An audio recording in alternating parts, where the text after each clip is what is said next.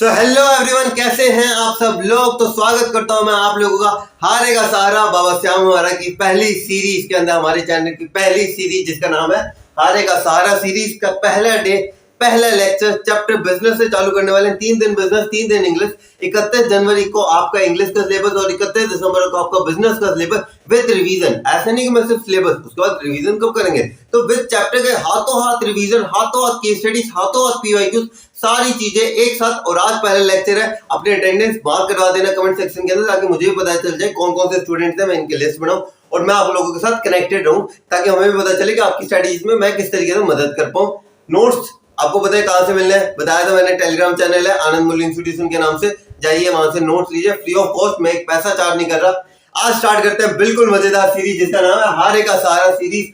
1 shot lectures, proper chapter complete. यार मजा आ जाने वाला है यार, मैं जेन्युइनली कह रहा हूं, इतना मजा आने वाला है इस सीरीज के अंदर। आप लोग खुद इस सीरीज को बहुत एंजॉय करने वाले हो, क्योंकि हर एक कंसेप्ट, हर एक डिटेलिंग मैं अपने बेस्ट देने वाला हूं। और आप लोगों से कह रहा हूं कि बस आप लोग बस इस वीडियो लेक्चर्स की सीरीज के अंदर कंसिस्टेंसी, जैसे मैंने कहा था, consistency is the key to success. Consistency बना के रखिए।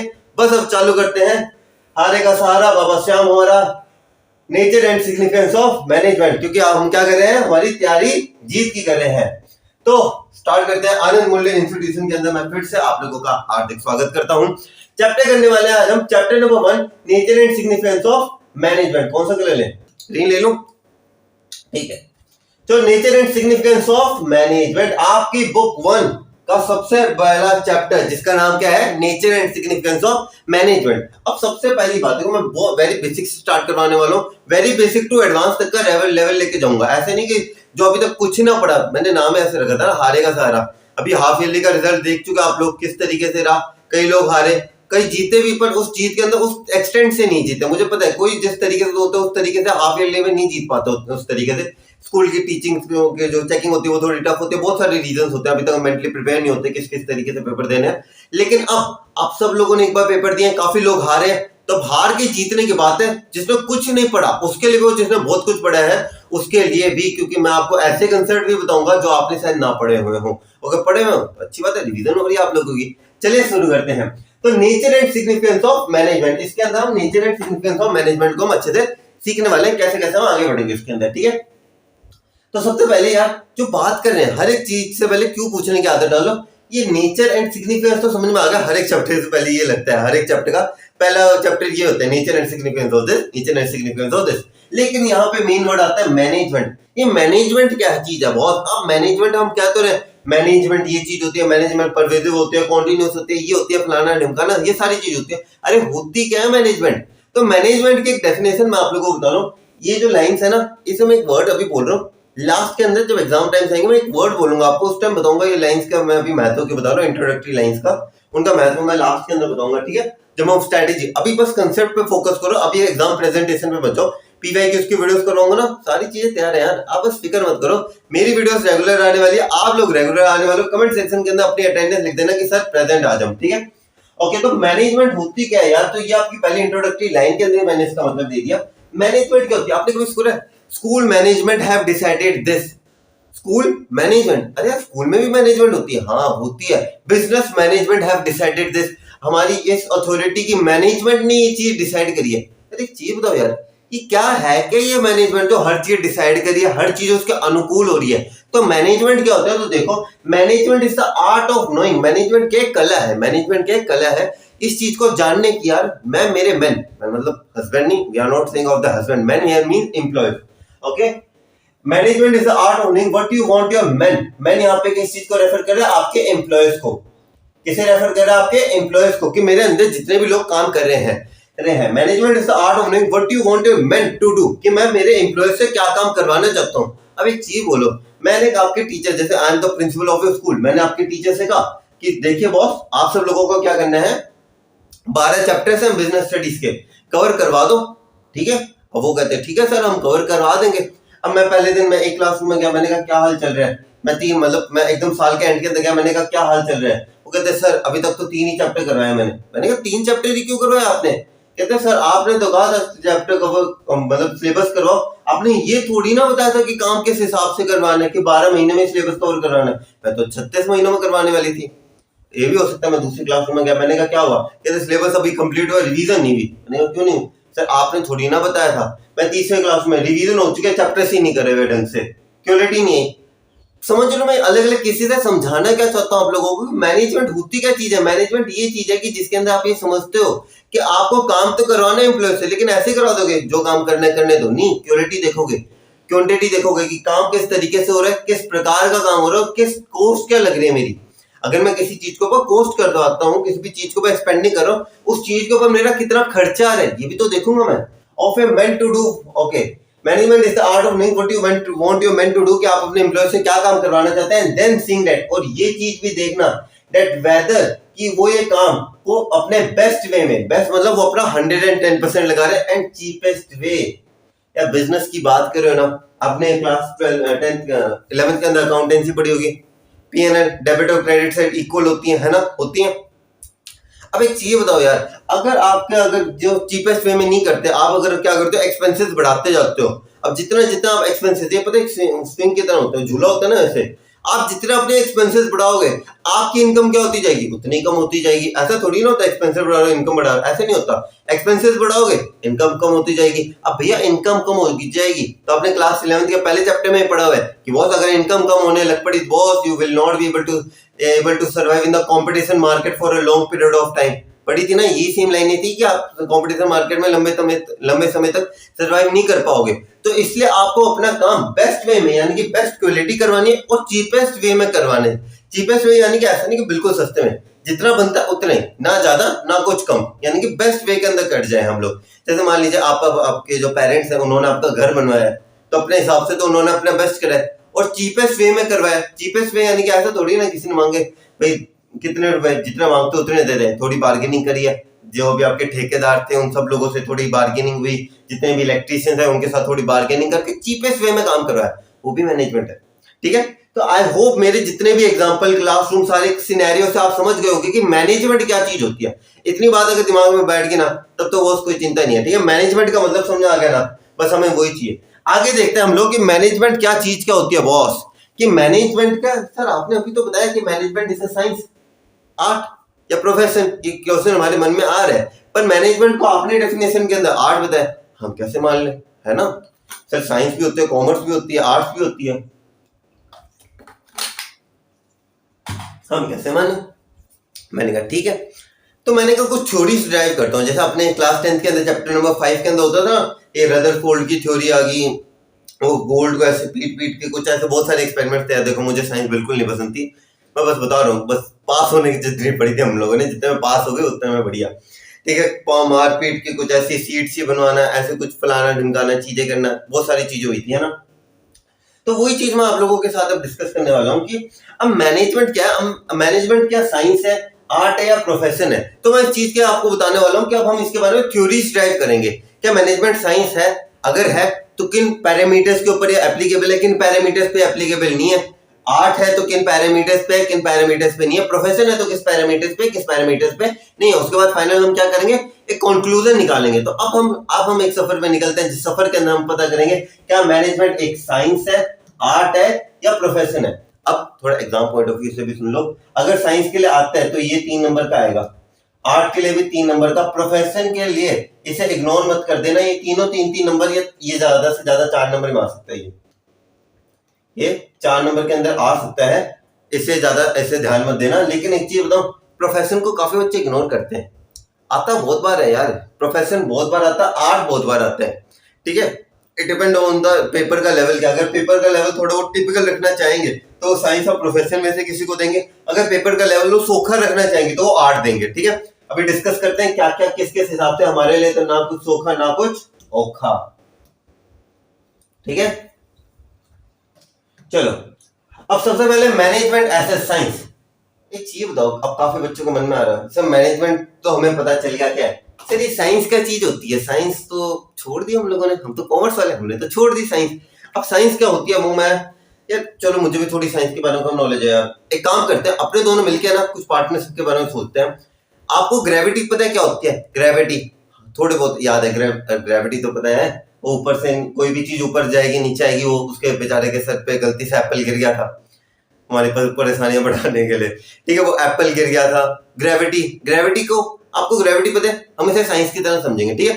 साइंस के वैसे मजा नहीं है, साइंस का ये क्या प्लैनेट कुछ छोड़ो, ग्रेविटी पता है ना, बस साइंस पता है। आपको लॉ ऑफ मोशन पता है थोड़े, वो जो होते थे ना लॉ ऑफ मोशन, कि जितना पुश करोगे उतने आपको पुश बैक मिलेगा। मुझे पता नहीं कि इक्वल एंड अपोजिट रिएक्शन ऐसा कुछ था। न्यूटन मतलब किसके थ्री लॉस होते हैं वो भी पता आप लोगों को। यानी कि आपको ये दो चीजें पता है तो आपको साइंस थोड़ी बहुत पता है, ठीक है। इतने बात पता है तो आपको साइंस पता है। पता है साइंस, बता दूं, भरोसा नहीं हो रहा ना, अभी पता करवाता हूं मैं कैसे साइंस बनती है। ये देखो, मैनेजमेंट ऐसे साइंस के अंदर क्या कहते हैं, साइंस के ऊपर, साइंस के होते हैं systematic and organised body of knowledge, systematic and organised body of knowledge. अब ये सर ये क्या चीज होती है, मैंने कहा ये होता है आपका स्टडी मटेरियल। ये क्या होता है आपका स्टडी मटेरियल, आपका स्टडी मटेरियल। क्या चीज बताओ, क्लास 10th में साइंस की बुक लगी थी? हाँ सर। 9th में? हाँ सर। 10th में? हाँ। 7th में? हाँ। 6th में? हाँ। 11th में लगती है जो मेडिकल वाले हैं? अरे हाँ भाई हाँ। 12th में लगती है? अरे हाँ भाई हाँ। एक चीज बताओ, अगर इन सारी क्लासेस के अंदर आपकी साइंस की बुक लगी, क्या मैं ये कह सकता हूँ कि आपके पास साइंस के लिए systematic and organised study material था जिससे आप साइंस की नॉलेज को एक्वायर कर सकते हैं? अरे हाँ, आपके पास हमेशा से मटेरियल था जहां से आप साइंस की नॉलेज को एक्वायर कर सकते थे। Systematic and organised body of knowledge. अब साइंस की बुक्स के अंदर क्या होते हैं, चैप्टर्स होते हैं। चैप्टर्स किस बेसिस पे होते हैं? Based on logically observe facts. Logically observe fact, sir पे एप्पल गिरा, ऑब्जर्व किया इस फैक्ट को कि मेरे सर के ऊपर कोई चीज गिरी ऊपर से, यानी कि जब भी मैं किसी चीज को ऊपर की तरफ फेंकूंगा वो चीज नीचे की तरफ आएगी, ग्रेविटी। तो क्या ये लॉजिकली ऑब्जर्व फैक्ट है, मैंने फैक्ट को ऑब्जर्व किया, ऊपर जाती है नीचे आती है चीज, ऑब्जर्व किया मैंने इस फैक्ट को। फाइंडिंग, आपको याद है बड़ा बेकार सा टेबल सा बनवाते थे, हाइड्रोजन इस साइड होता था, हीलियम इस साइड, फिर कुछ नोबल गैसेस आ जाती थी, एक टेबल सा बनाते थे, याद है? जितने मेडिकल वाले उनके तो घर के अंदर लगा ही होता है ना, वो एक टेबल सा लगा होता है ना, वो फाइंडिंग्स है। जिंक हो गया, मेटल हो गया, आयरन हो गया, ये सारी चीजें क्या है, ये सब ये जो जितने भी आपके रिसोर्सेस हैं, मेटल्स हैं, खनिज कहते हैं, खनिज रिसोर्सेज है, जितने भी रिसोर्सेज है इन सबकी फाइंडिंग्स करी गई है, इन सबको खोजा गया। अभी कहते हैं ना कोई नए एलिमेंट डिस्कवर हुए हैं, यहाँ पे कोई नए एलिमेंट डिस्कवर हुए हैं, डिस्कवरीज चलती रहती है, नए नए एलिमेंट्स के। आज हमने ये नया एलिमेंट डिस्कवर है, ये नया एलिमेंट डिस्कवर, आज तो नहीं, मतलब काफी टाइम के डिस्कवरी के बाद कोई नया एलिमेंट डिस्कवर होते हैं, फाइंडिंग्स होती है। केमिस्ट्री इससे थोड़ी रिलेट हो जाएगी आपकी। एंड इवेंट्स के अंदर जैसे मान लो आपका जब सन राइजेस, जो हमारी अर्थ की मूवमेंट, ये भी साइंस है। हमारे जो अर्थ किस तरीके से, हमारे वेदर कंडीशंस कैसे चेंज होते हैं, ये भी एक तरीके की साइंस है। ठंड मतलब बिजली चमकना, बारिश होना, इसके अंदर भी क्या एक तरीके की साइंस है। ये सब सारी चीजें क्या साइंस है, ठीक है। तो साइंस का मतलब समझ में आ गया? अरे आपको पता था साइंस, आपको बस पता क्या प्रॉब्लम तो है सबके साथ, सिर्फ नजरिए की है बात, ठीक है। अब तो बॉस मैंने बता दिया साइंस क्या मैनेजमेंट आपको पता है। अब थ्योरी जो बता दी मैंने साइंस क्या मैनेजमेंट है, अब मैं आपके सामने पता है क्या करूंगा, कुछ पर्सपेक्टिव्स रखूंगा, कुछ पॉइंट्स रखूंगा। अब आपको क्या करना है, एक वीडियो से आती है ना कि वो एक तरफ राइट सा बना होता है, एक तरफ ऐसे क्रॉस सा बना होता है, बीच में कोई सिचुएशन दे देते हैं, जैसे वेजिटेरियन वाले इस साइड चले जाते हैं, नॉन वेजिटेरियन वाले इस साइड चले जाते हैं। सेम कंसेप्ट यहाँ पे लगेगा। मैं बोलूंगा साइंस के बारे में एक पॉइंट, और आप और मैं लास्ट के अंदर डिसाइड करेंगे कि हमें राइट साइड जाना है या लेफ्ट साइड जाना है। तैयार हो आप लोग? गेम खेलने वाले मजेदार, ठीक है। तो सबसे पहला पॉइंट देखो आपके पास कौन सा आता है, सिस्टमेटिक बॉडी ऑफ नॉलेज। अरे अभी तो बताया ना स्टडी मटेरियल। क्या होता है ये स्टडी मटेरियल? एक चीज सॉरी यार मैं आप लोगों को बताना भूल गया, नोट्स फ्री ऑफ कॉस्ट है, आनंद मूल्य इंस्टीट्यूशन पे जाओ, मेरी इंस्टाग्राम के आईडी है, तो वहां पे आप जाओगे, टेलीग्राम चैनल पे, वहां पे आपको नोट्स मिल जाएंगे, ठीक है। और अगर कोई डाउट हो तो मुझे इंस्टाग्राम पे मैसेज कर देना, ठीक है। ये दोनों चीजों से है, मैंने मेरा नंबर तो है ही आप लोगों के पास, वहां पे मेरी जो टीम है उनके सर के नंबर है, वहां से आप ये लोग कांटेक्ट कर सकते हो, ठीक है। वहां से अगर मुझसे बात करनी होगी तो कर लोगे, कोई चिंता नहीं होगी, ठीक है। पर डाउट नहीं आने देना यार, ठीक है। मैं चाहता हूँ कि यार इस मेरा पहला साल है और मैं अपने पहले साल में कहता ना पहली बॉल पे सिक्सर मारने वाली बात है। देखो मैं अच्छे से अपना 110% देने वाला हूँ तुम लोगों को, एकदम हम बेस्ट करने वाले हैं यार, ठीक है। बस तुम लोग मेरे साथ रहो और तुम लोग बस एक बार बस इतना भी लिख दो ना, प्रेजेंट सर, मेरा बस इतना आ जाएगा यार, this is the student of mind, यार इस स्टूडेंट के लिए मैं मेरा सब कुछ लगाने के लिए तैयार हूँ। बस आप लोगों को बस एक बार लिख दो कि सर हम आपका नाम लिखो, बता दो कि मैं मतलब हम कौन से सब्जेक्ट्स के इन्वॉल्व है, हम आपकी कौन से, काफी और होता है कि सर हमारे इंग्लिश का सिलेबस कवर है, अकाउंटेंसी का कवर है, हम आपके बिजनेस के लिए सर किस किस सब्जेक्ट्स के लिए बता दो, ताकि मैं आप लोगों को उस चीज हमारी कनेक्टिविटी बनी रहे उसके लिए, ठीक है। अब स्टडी मटेरियल, अब वापस बोलता हूँ, क्लास 6 में साइंस की बुक लगी थी, 7th में लगी थी, 8th में लगी थी, 9th में लगी थी, 10th में लगी थी, 11th में लगी थी, 12th में लगी थी, सारी जगह साइंस की बुक लगी, ठीक है। अब एक चीज बताओ, पूनम गांधी या एनसीईआरटी के बिजनेस स्टडीज की बुक लगती है आपके? लगती है आप लोगों के 11th-12th की बिजनेस स्टडीज की बुक लगती है, पूनम गांधी बुक है, इसके अलावा बहुत सारे ऑथर्स हैं, उन्होंने भी अपनी बिजनेस की बुक्स निकाली हुई है। एमबीए करने वाले बच्चों की बुक्स लगती है, हाँ जी। बीबीए करने वालों की लगती है, होटल मैनेजमेंट वालों की लगती है। अरे भैया हर एक की लगती है बुक्स, यानी कि आप मैनेजमेंट के लिए, क्या मैं ऐसे कह सकता हूँ कि मैनेजमेंट के लिए भी स्टडी मटेरियल अवेलेबल है। आपके पास 11th-12th की बुक्स है ना, जहां से आप मैनेजमेंट, बिजनेस स्टडीज की, मैनेजमेंट की नॉलेज को क्या कर रहे हो, एक्वायर कर रहे हो। तो मैनेजमेंट की भी नॉलेज आप एक्वायर कर सकते हो और साइंस की भी नॉलेज को एक्वायर कर सकते हो। तो ये क्या पॉइंट है, अवेलेबल है या नहीं है? है, बिल्कुल है। साइंस के लिए भी स्टडी मटेरियल अवेलेबल है, मैनेजमेंट के लिए भी स्टडी मटेरियल अवेलेबल है। तो राइट साइड जाने हैं, लेफ्ट साइड? राइट साइड जाने हैं, ठीक है। तो देखो क्या लिखा, organised and systematic study materials available to acquire the knowledge of both science as well as management. Science की भी नॉलेज एक्वायर कर सकते हो, मैनेजमेंट की भी। For example with the help of the books based on science and management people can acquire knowledge. यहां पे आता है सबसे इंपॉर्टेंट पॉइंट। ये क्या इंपॉर्टेंट पॉइंट है? सो दिस फीचर इज प्रेजेंट इन, ये क्या पॉइंट हुआ? अरे पॉइंट ये हुआ सबसे में सबसे बढ़िया रिजल्ट आपके ये नहीं होता कि कौन सी टीम क्या है। कभी सुना होगा इंडिया पाकिस्तान में मैच है, चापू जो क्या हुआ मैच का, यार इंडिया ने इतने रन बनाए, इंडिया में इतने बैट्समैन ने ये खेला वो किया, रोहित ने इतने रन बनाए, विराट ने इतने रन बनाए, ऐसे ऐसे। अच्छा पाकिस्तान की टीम ने ऐसे ऐसे, बाबर ने इतने मारे, उसने शाहिद ने इतने विकेट्स लिए, सारी चीजें बताई। आप क्या कहते हैं? अरे यार ये सारी फालतू की चीजें हटा, ये सारी चीजें हुई होगी मैच में, मुझे तो फाइनल बता जीता कौन। क्या बोलते हो? फाइनल बता कि जीता कौन। ये सबसे इंपॉर्टेंट पॉइंट है गाइस। अगर ये नहीं लिखा और एग्जामिनर का गलती से अपनी बीवी के साथ हो रखा हो झगड़ा, तो आपको पड़ेगा ये चीज तगड़ा, ठीक है। क्योंकि अगर आप लोगों का एग्जामिनर सच्ची में लटका आया होगा ना, मैंने जैसे बोला भी था, एग्जामिनर कौन होता है? नाराज जीजा होता है। उसे होता है कि भाई मुझे अटेंशन चाहिए, मैं तो नंबर काटूंगा, पता नहीं क्यों मैं तो नंबर काटूंगा, फालतू की चीजों का काटते हैं, ठीक है। मैं अकाउंटेंसी वाली स्टोरी को भी शेयर करूंगा। मेरे अकाउंटेंसी के अंदर 97 आए थे ना, आते हैं मेरी भी 100, बस वो 3 नंबर का आज भी दुख है मेरे मन में। एग्जामिनर बड़ा गंदा था मेरा, मैंने पता छोड़ो बाद में बताऊंगा, अकाउंटेंसी क्लास में बताऊंगा मैं। सो this feature of science is present in management. तो ये क्या फीचर प्रेजेंट है मैनेजमेंट? हाँ जी प्रेजेंट है। एक पॉइंट होगा, अगर मैं बोलूं सिस्टमैटिक बॉडी ऑफ नॉलेज का साइंस में प्रेजेंट, आप क्या कहोगे? Right side, yes sir, science के अंदर सिस्टमैटिक बॉडी ऑफ नॉलेज है और मैनेजमेंट में भी है। अगले पॉइंट पे आ जाओ, principal based on repeated experiments. ये पॉइंट डिस्कस करने से पहले आपको यूनिवर्सल वैलिडिटी का पॉइंट समझना पड़ेगा, ठीक है। पहले आ जाओ थर्ड पॉइंट के ऊपर, मैं सेकंड पॉइंट छोड़ नहीं रहा, इस सेकंड पॉइंट जैसे थर्ड पॉइंट कंप्लीट होता है फिर सेकंड पॉइंट, क्योंकि थोड़ा कनेक्टिव होगा ये, ठीक है। Universal validity. अब एक चीज करो, आप लोगों के हाथ में पेन तो होंगे, ठीक है। आप लोग भी पेन ऐसे रखो, आज आप लोगों को जादू दिखाता हूँ, ठीक है। पेन ऊपर करो, ठीक है। आपके हाथ में पेन ऐसा होना चाहिए, पेन को ऊपर करो। पेन क्या हो? ऊपर से सीधा नीचे, ऊपर से सीधा। पेन कहां पे है? सीधा नीचे आ गया पेन। आपके वहां पे क्या हुआ? पेन ऊपर ही रहेगा या नीचे है? आपके वहां पे भी नीचे है पेन।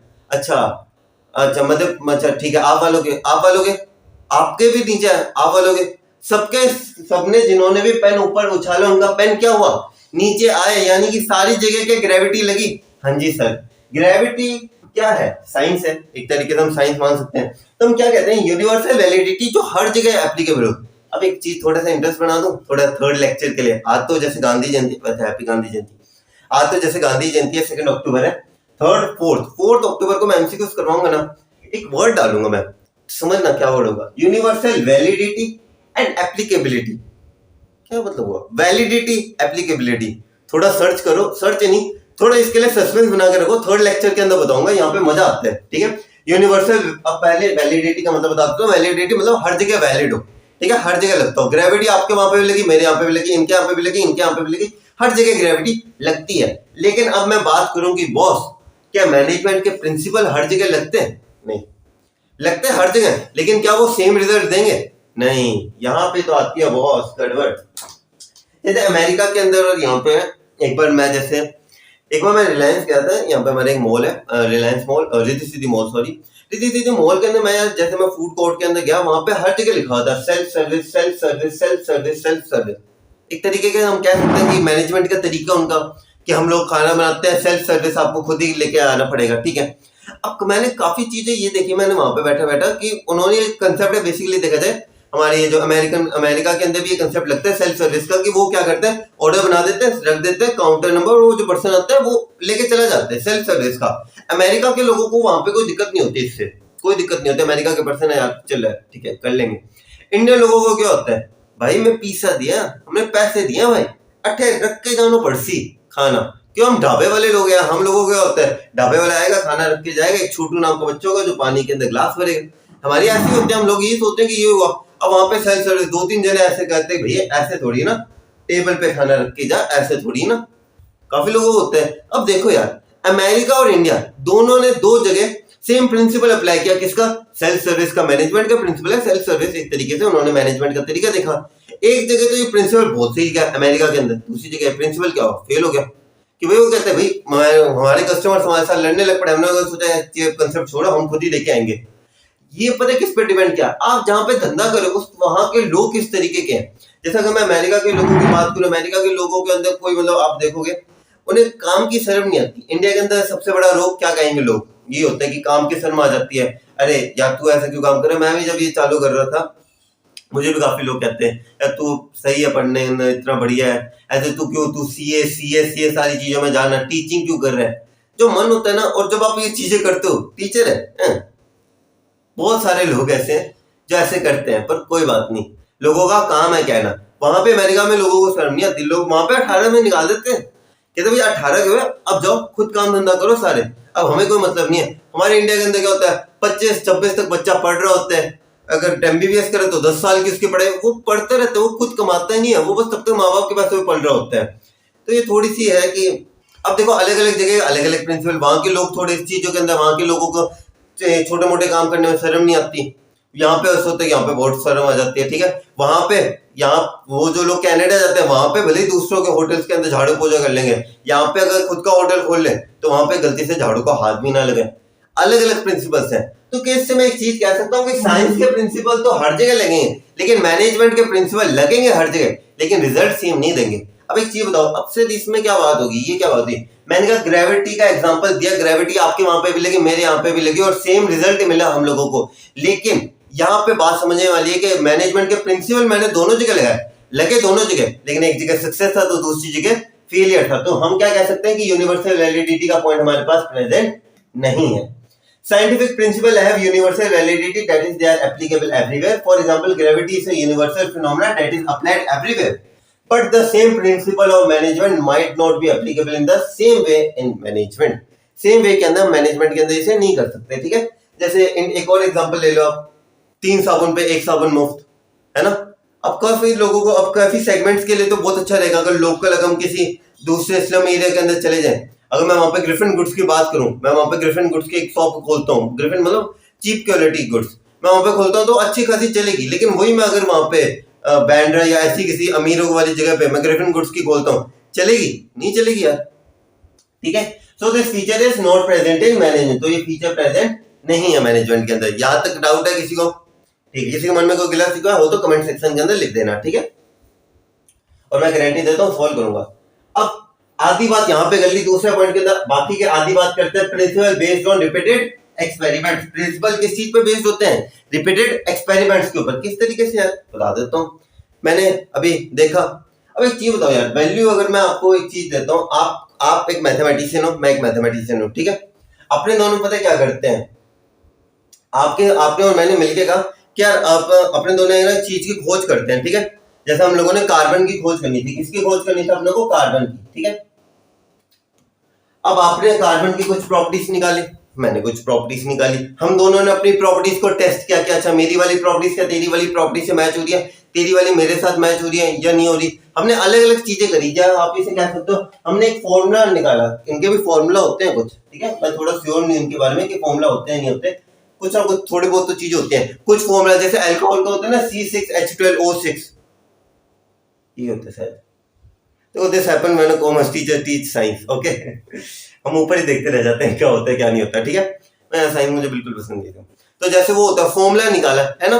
अब एक चीज बताओ, मैंने एक अपने हिसाब से फॉर्मूला निकाल दिया, मैंने कहा ये फॉर्मूला है, फुल एंड फाइनल, पूरी दुनिया मान लो। क्या दुनिया मान लेगी, कहते नहीं, प्रूफ दिखा। आपने याद है क्लास 9 के अंदर आप जब ये थ्योरीज करते थे, क्लास 9 के अंदर जब अलग अलग थ्योरीज करते थे, एक एक्सपेरिमेंट लेके आता था, उसे फेल कर देते थे, फिर एक और अपडेट करके आता था, हम उसे भी फेल कर देते, एक और आता था, हम फेल कर देते थे।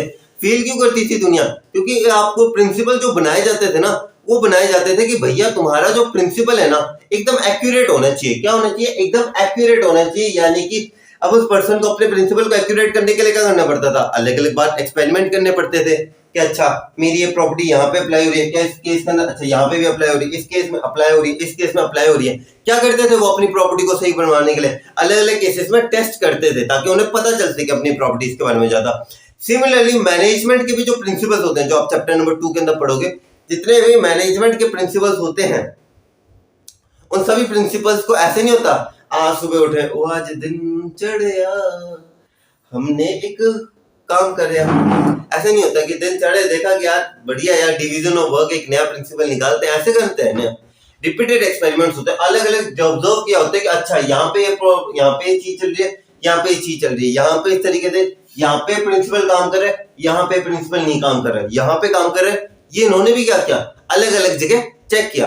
तो सर यहाँ पे एक वर्ड तो ये प्रेजेंट होगा सर, मन में ये आ रहा है कि यहाँ पे भी रिपीटेड एक्सपेरिमेंट है, यहाँ पे भी रिपीटेड एक्सपेरिमेंट है, तो यहाँ पे आप लोग जाते हुए करेक्ट की तरफ मैंने आपकी कॉलम पकड़ी, मैंने कहा रुको इस साइड जाना है, करेक्ट है ये एक तरीके से, दोनों के अंदर एक्सपेरिमेंट रिपीटेड होते हैं, लेकिन साइंस वाले के अंदर क्या होगा, यूनिवर्सल वैलिडिटी होगी। मैंने कहा था ना ये पॉइंट पहले समझना जरूरी है, साइंस की जितने भी प्रिंसिपल है उन सब के अंदर क्या होगा, यूनिवर्सल वैलिडिटी होगी। लेकिन क्या मैं ये कह सकता हूँ कि जो प्रिंसिपल जो मैनेजमेंट के उनके अंदर यूनिवर्सल वैलिडिटी नहीं है? तो अब ये जो पॉइंट है तो दोनों बेस्ड ऑन रिपीटेड एक्सपेरिमेंट वाला पॉइंट तो है, लेकिन सेम रिजल्ट नहीं मिलता यार मैनेजमेंट के केस के अंदर। तो हम यहाँ पे एक वर्ड यूज करते हैं जिसका नाम है पार्शियली, आधा अधूरा प्रेजेंट है। प्रेजेंट कितना है कि रिपीटेड एक्सपेरिमेंट्स होते हैं लेकिन सेम रिजल्ट मिलता है ये नहीं, इसलिए हम इसे प्रॉपर प्रेजेंट नहीं कहते पर हम इसे पार्शियली प्रेजेंट कहते हैं। यानी कि before development of these principles scientist must test them under different conditions and places. Similarly managerial principles are also not developed overnight. ऐसे नहीं होता कि एक रात के अंदर बना लिए, बार-बार एक्सपेरिमेंट्स करने होते हैं। They are also tested under different condition and organisation, so this feature is partially present in management. इसलिए फीचर जो होता है ये पार्शियली प्रेजेंट होता है मैनेजमेंट के अंदर। यहां तक किसी को कोई डाउट है? होना नहीं चाहिए वैसे। आगे देखो अगला पॉइंट आता है आपके पास, replication is possible in science. Replication is possible in science. अभी sir replication is possible in science का क्या मतलब होता है? मैंने कहा दो जुड़वा भाई, ठीक है, दोनों मैथमेटिशियंस, मैंने दोनों को कहा कि भाई दोनों वैल्यू ऑफ पाई निकालो। क्या निकालो? दोनों वैल्यू ऑफ पाई निकालो। वो निकालने लग पड़े, ये निकालने लग पड़े। मैंने कहा ठीक है निकालो, दोनों है मेरे पास, दोनों अच्छे थे, दोनों के पास अच्छी नॉलेज थी। इसने निकाली वैल्यू ऑफ पाई 3.14, तेरी क्या निकले 3.14, तू भी निकाल, तेरी भी 3.14, तेरी 3.14। अरे यार ये क्या हो रहा है? मैं अगर दो साइंटिस्ट है या दो से ज्यादा साइंटिस्ट है जिनके पास सेम नॉलेज है, ऐसा नहीं कोई मैथ्स में कमजोर था, सब मैथ्स में बहुत बढ़िया थे, with the same amount of knowledge, with the same study material, with the same kind of knowledge, इनका रिजल्ट क्या आएगा? हमेशा सेम आएगा। अब मान लो दो बंदे दो मैनेजर्स हैं, ठीक है, दोनों मैनेजर्स दो भाई थे, दोनों ने एमबीए करी, सेम कॉलेज से करी, सेम प्रिंसिपल लर्न करे, दोनों का मेंटल लेवल सेम था। एक ने अपनी दुकान खोली वहीं स्लम एरिया के अंदर, दूसरे ने खोली बैंड्रा के अंदर। अब दोनों की क्या होगी सिचुएशन? सेम होगी, अलग अलग होगी? अलग अलग होगी। क्यों? क्योंकि एक के कस्टमर टारगेट अलग है, दूसरे का कस्टमर टारगेट अलग है। एक इस बंदे के पास कौन से किस तरीके के एम्प्लॉयज आएंगे, क्या पता इसके पास अच्छे एम्प्लॉयज है, इसके पास थोड़े खराब एम्प्लॉयज है, इसके पास क्या पता थोड़ा अच्छा स्टाफ मिला, इन्हें अच्छी रिक्रूटमेंट हुई, इनकी अच्छे से प्रॉपर मैनेजमेंट टाइप से चले, इनके अंदर वो मिस मैनेजमेंट होगी। तो दोनों ने सेम पढ़ाई करी, सेम अमाउंट ऑफ नॉलेज है, सेम स्टडी मटेरियल, पर सेम रिजल्ट नहीं मिलेगा। Replication is possible in science क्या कहता है? साइंस के अंदर two scientist working independently on a same project with the same data will get the same result. मैंने कहा है बॉस तुम्हें वैल्यू ऑफ पाई निकालनी है तो दोनों की वैल्यू ऑफ पाई क्या निकलेगी? 3.14 ही निकलेगी। लेकिन अगर मैं यहाँ पे कह दूं कि बॉस दो मैनेजर्स हैं working independently facing a particular situation and applying the same method might not gate the same result, तो ये फीचर प्रेजेंट नहीं है। अब एक ओवरऑल अगर देखा जाए, मैंने 4 पॉइंट रखे आपके सामने, ठीक है, सिस्टमैटिक बॉडी ऑफ नॉलेज यहाँ पे गए, principal based on repeated experiment जा रहे थे, मैंने कहा पार्शियली प्रेजेंट है, ठीक है, यूनिवर्सल वैलिडिटी यहाँ पे गए। फिर एक और पॉइंट आया था आपके पास, जैसे ये रेप्लिकेशन इज पॉसिबल साइंस नहीं था, 2 पॉइंट नहीं थे, 1 पॉइंट था और 1 पॉइंट पार्शियली प्रेजेंट था। अब इन सारे पॉइंट्स के बेसिस के ऊपर हमारी बुक क्या कहती है कि हम इसे साइंस तो नहीं कह सकते क्योंकि दो यार मेजोरिटी साइड मना कर रही है, मेजोरिटी है दो, वो मना कर रही है कि नहीं, लेकिन यार 1.5 ऐसे भी केसेस है जहां पे ये प्रेजेंट है, तो हम इसे कह रहे हैं on comparing management can be termed as inexact science, या हम इसे सोशल साइंस भी कह सकते हैं, ठीक है। हम इसे क्या कह सकते हैं? इनएग्जैक्ट साइंस या सोशल साइंस। ये था आपका सबसे पहला क्वेश्चन जिसके अंदर आपने देखा कि मैनेजमेंट को हम साइंस के पॉइंट ऑफ व्यू से देख सकते हैं या नहीं देख सकते हैं, ठीक है।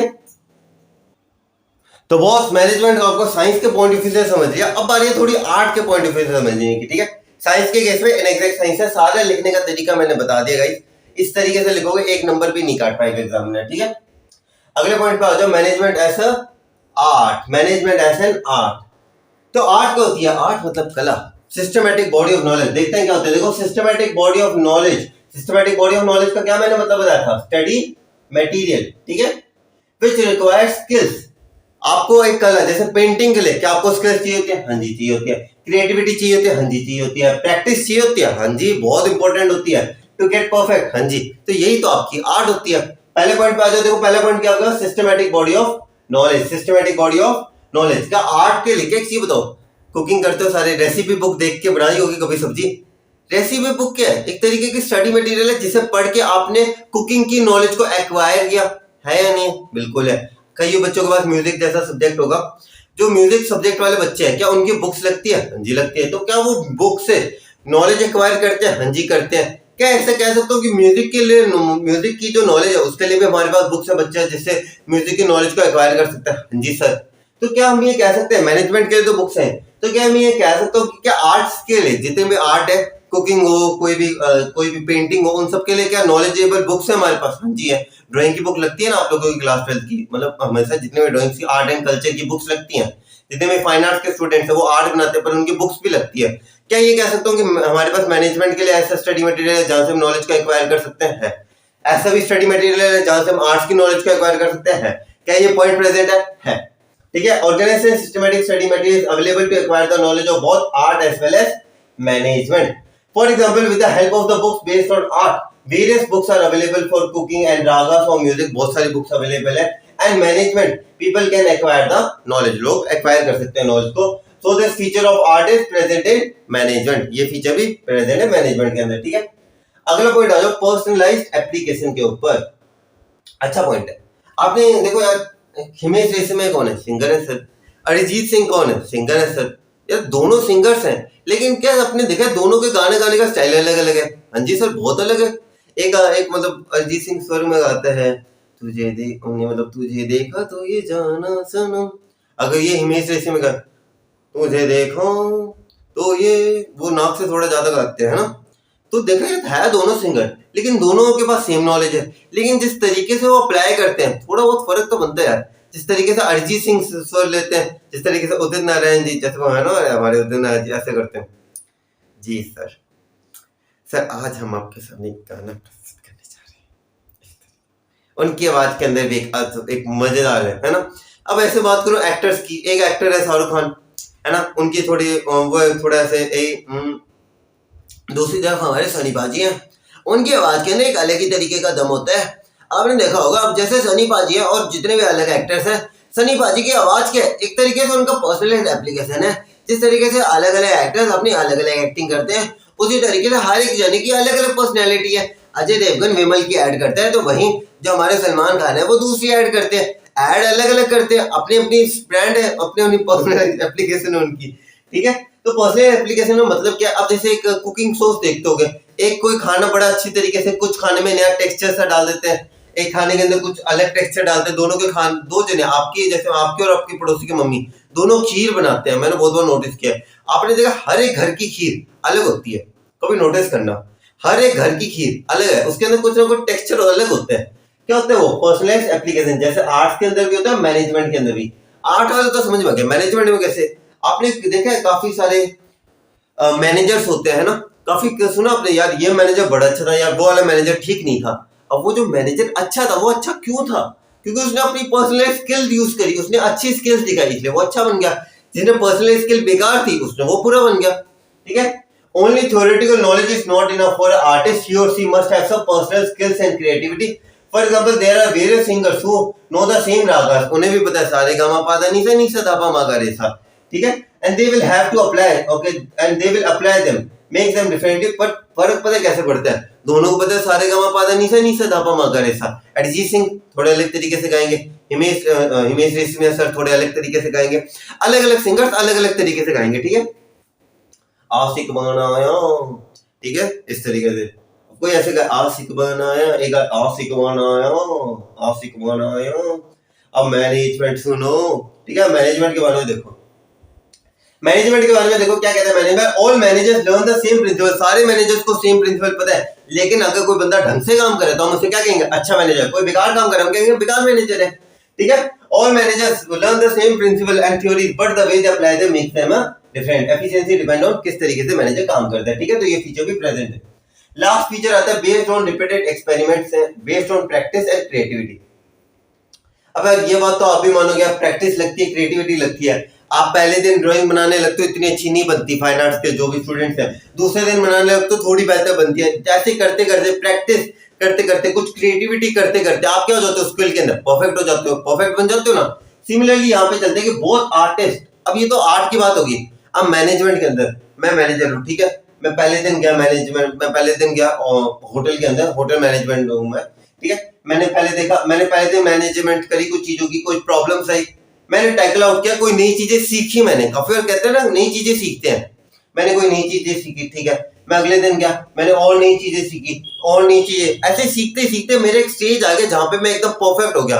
मैंने हर तरीके की सिचुएशन को फेस कर लिया और मुझे पता चल गया अगर इस तरीके के कस्टमर्स आ जाए इनके कैसे बात करना है, इस तरीके के डीलर्स आ जाए इन्हें कैसे अप्लाई करना है, नई नई अपॉर्चुनिटीज को कैसे ग्रैब करना है। मुझे सारी चीजों के बारे में क्या हुआ, पता चल गया कि कौन सी अपॉर्चुनिटी को कैसे इस्तेमाल करना है, ठीक है। Both artists and managers need to regularly practice their skills to become perfect and must add their creativity to their theoretical knowledge and which they had learned. आपने जो पढ़ाई करी है उसके अंदर थोड़ी थ्योरी, अपनी जो थ्योरी पढ़ी है उसे थोड़ी रियल लाइफ में भी अप्लाई करो। इसलिए इंटर्नशिप पे जाते हो ना एमबीए के स्टूडेंट्स, क्यों जाते हैं, जो पढ़ा है उसे अप्लाई करने जाएंगे, ठीक है। For example when an artist practices his art regularly he become perfect. आपने कभी वो देखे, कभी मोटर मार्केट के अंदर अगर आप गए हो कभी, देखे आरसी काटने वाले, उनके हाथ देखे कैसे चलते हैं, अगला, इतने प्रैक्टिस होगी, उन्हें पता होता है कौन सी की कहां पे है, प्रैक्टिस है उनकी, ठीक है। Similarly when manager tackle out different situation he become perfect, therefore this feature is present in art. वो मैनेजमेंट का प्रेजेंट है। अब एक चीज देखो, systematic body of knowledge present है सर। रिपीटेड एक्सपेरिमेंट एंड क्या रिपीटेड एक्सपेरिमेंट पे काम हो गया, सॉरी, क्रिएटिविटी प्रैक्टिस के ऊपर प्रेजेंट है सर। पर्सनलाइज्ड एप्लीकेशन प्रेजेंट है सर। सारी चीजें प्रेजेंट है, यानी कि management can be termed as an art, ठीक है। लास्ट पॉइंट पे आ जाओ इसके, जो हमारा लास्ट क्या है, management as a profession. Doctor, profession का मतलब डॉक्टर और लॉयर को लेके चलो, थोड़ा बेनिफिट में रहोगे, ठीक है, क्योंकि यहाँ पे थोड़ा समझना आसान हो जाएगा आप लोगों के लिए, डॉक्टर या लॉयर, ठीक है। अब देखो, अब एक डॉक्टर के लिए कुछ पॉइंट्स हैं, ठीक है। प्रोफेशन आपको पता है क्या होता है, profession occupation which requires specialised knowledge and training to get perfect. एक डॉक्टर के पास क्या एक ऑक्यूपेशन, डॉक्टर का एक ऑक्यूपेशन है, क्या डॉक्टर बनने के लिए कोई स्पेशलाइज्ड नॉलेज चाहिए होती है, अलग से नॉलेज चाहिए होती है? जी सर, डॉक्टर के लिए एमबीबीएस की पढ़ाई करनी पड़ती है, वो सारी चीजें करनी पड़ती है ना, स्पेशलाइज्ड नॉलेज एंड ट्रेनिंग भी होती है। क्या डॉक्टर्स की ट्रेनिंग होती है क्या आईएएस ऑफिसर्स की ट्रेनिंग होती है पुलिस ऑफिसर्स की ट्रेनिंग होती है। And the entry is restricted. क्या हर कोई डॉक्टर बन सकता है? नहीं सर, नीट का एग्जाम क्लियर करना पड़ता है। क्या हर कोई इंजीनियर बन सकता है? नहीं सर, आईआईटी जेई। क्या हर कोई आईएएस ऑफिसर बन सकता है? नहीं सर, यूपीएससी। क्या हर कोई एनडीए ऑफिसर बन सकता है? नहीं सर, एनडीए का एग्जाम होता है। सारी चीजें होती है ना, क्या एंट्री रिस्ट्रिक्टेड है? हाँ जी, ये सारे पॉइंट्स आप लोगों के जनरली बहुत आसान टॉपिक है। देखो साइंस थोड़ा लंबा चलेगा, बहुत फ्लो में चलने वाला टॉपिक, चिंता ही नहीं करने का, ठीक है। चलो आगे पॉइंट देखो क्या है हमारे पास। पहला पॉइंट आता है हमारे पास systematic body of knowledge. Systematic body of knowledge क्या चीज बताओ। एमबीबीएस की डिग्री करने के लिए, पढ़ाई करने के लिए बुक्स है। आईआईटी जेई के अंदर जो कॉलेज में जाते हैं वहां पे बुक्स मिलती हैं।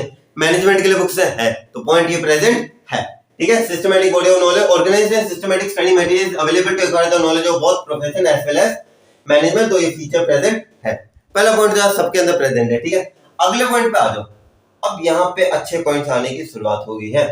अगला पॉइंट आपके पास आता है रिस्ट्रिक्टेड एंट्री। बॉस डॉक्टर बनना है, नीट का पेपर क्लियर करो, ठीक है। लॉयर बनना है, ये क्लैट का पेपर क्लियर करो। अच्छा आईएएस ऑफिसर बनना है, यूपीएससी क्रैक करो। अरे यार, यहाँ पे जाने से पहले क्रैक करना होता है। लेकिन अगर आपको एक मैनेजर बनना है, कोई भी व्यक्ति इस दुनिया का मैनेजर बन सकता है। पूरी बात सुनना, ऐसा नहीं कि आप किसी को भी गली नुक्कड़ से उठा के कह दो भाई तू मैनेजर है, नहीं। Any person can become a manager having required skills. ऐसे जरूरी नहीं कि मैनेजर को एमबीए की पढ़ाई करनी जरूरी है, नहीं। बहुत सारे ऐसे मैनेजर्स हैं, ठीक है। अगर मैं बात करूं, काफी तो क्या नाम लेते हैं, अगर हीरो, मैं अपने खुद के पेरेंट्स की बात करूं तो उन्होंने भी कोई एमबीए नहीं करी थी, ठीक है, but then also they are managers. Okay, क्यों? क्योंकि मैनेजर, अगर आपको मैनेजर बनना है तो मैनेजर के लिए आपको पढ़ाई करनी, यानी एमबीए की पढ़ाई करनी जरूरी नहीं है। Any person with the required skills can become manager. अब सुनना है, any person can not become manager, any person having required skills can become manager. बहुत अच्छा पॉइंट है। आप अगर ये करोगे कि ये मानते हो कि कोई भी व्यक्ति मैनेजर बन सकता है, गलत है। कोई भी व्यक्ति जिसके पास स्किल्स है सिर्फ वो ही मैनेजर बन सकता है और कोई मैनेजर नहीं बन सकता। देखो इसके अंदर क्या कहा हुआ है, entry is restricted in profession whereas there is no restriction in management as any person having managerial skill can become a manager बन सकता है। For example, if you want to become a doctor, the person need to clear MBBS degree, ये सारी चीजें लेनी पड़ती है। आप अगर MBA की डिग्री ना भी लो ना तब भी आप मैनेजर बन सकते हो, ठीक है। अगला पॉइंट आता है सर्विस मोटिव। डॉक्टर क्या कहता है, मैं हमेशा अपने पेशेंटों के प्रति निष्पक्ष भाव से सेवा करूंगा, क्योंकि मेरे लिए सबसे पहली चीज, मेरे मुझसे ज्यादा इंपॉर्टेंट मेरे पेशेंट्स होते हैं। एमबीए वाले उल्टी गाते हैं, मेरे लिए प्रॉफिट कमाना ही सब कुछ है, मेरे कस्टमर जाए भाड़ में, मैं एक एमबीए, मैं मेरे कस्टमर अब नहीं होता क्योंकि पहले मतलब इस तरीके से हम नहीं कह सकते कस्टमर जाए भाड़ में। मैं मेरा पहला मोटिव कस्टमर सेटिस्फेक्शन से भी पहले मुझे मेरा प्रॉफिट मेकिंग के ऊपर ध्यान देना है। ये पहले किस पे ध्यान दे रहा है? अपने क्लाइंट्स के ऊपर। एक मैनेजर सबसे पहले किस पे ध्यान देगा? अपने प्रॉफिट्स के ऊपर, ठीक है। एक प्रोफेशन के अंदर क्या होता है, service, serve their clients with dedication, कि मैं मेरे क्लाइंट को डेडिकेशन के साथ करूं। एक मैनेजमेंट का होता है पैसा कमाओ, क्योंकि पैसा अच्छे से कमाओगे तभी तो कस्टमर्स को ज्यादा से ज्यादा सेटिस्फाई कर पाओगे, ठीक है। तो this feature of profession is not present in management. ये वाला फीचर भी प्रेजेंट नहीं, ये वाला फीचर भी प्रेजेंट नहीं है। लास्ट पॉइंट पे आ जाओ, presence of professional association and ethical codes. Ethical codes का मतलब पता है? Rules and regulations. Rules and regulations doctor के लिए कहते हैं ना, मैं कभी किसी पेशेंट को मना नहीं करूंगी या करूंगा, होता है क्या होता है? रूल्स है उनके, रेगुलेशंस है, ठीक है। तो लेकिन क्या एमबी वाले कहते हैं मैं कभी किसी कस्टमर को मना नहीं करूंगा, ऐसे बोलते हैं एमबी वाला नहीं।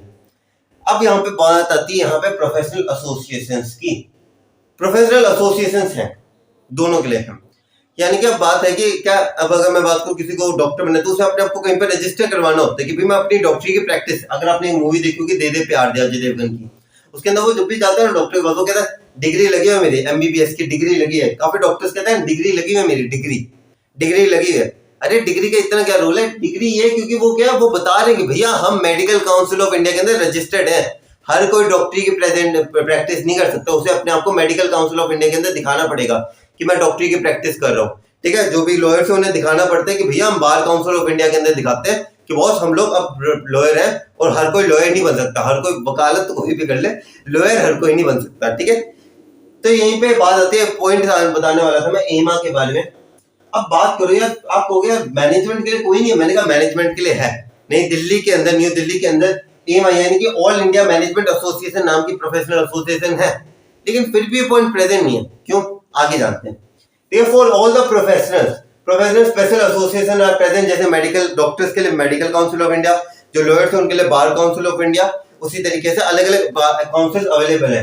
And every professional need to get themselves registered to practise their profession.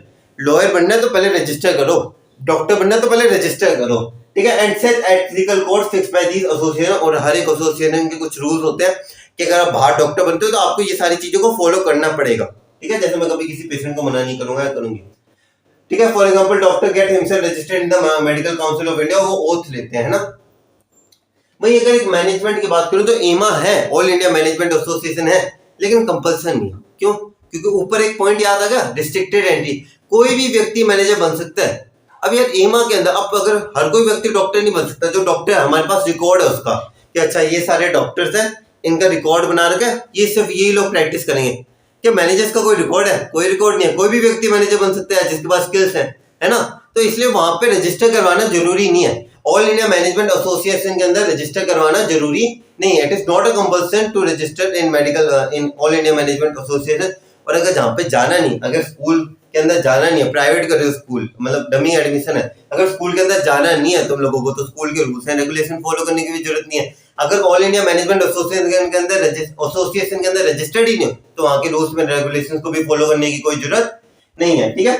Management association are present such as AIMA, but it is not necessary for the manager to get themselves registered in these organizations legally it is compulsory for manager to get themselves registered and circle, यानी कि अपने आप को encircle करने, यानी कि उनके आसपास घुमा के रखना इन द सेंस, यानी कि मैं यहाँ पे क्या कर रहा हूँ, एनसर्कल यानी कि उनसे घिरा हुआ रहना। अब मैं डॉक्टर हूँ, मैं अगर कहूँ कि नहीं मैं डॉक्टर पेशेंट को मना कर रहा हूँ, वहां से मुझे याद आएगी मेरी रिस्पॉन्सिबिलिटी, मैं उसे घिरा हूँ अपनी रिस्पॉन्सिबिलिटी से। मैनेजर ऐसा नहीं होता, ठीक है।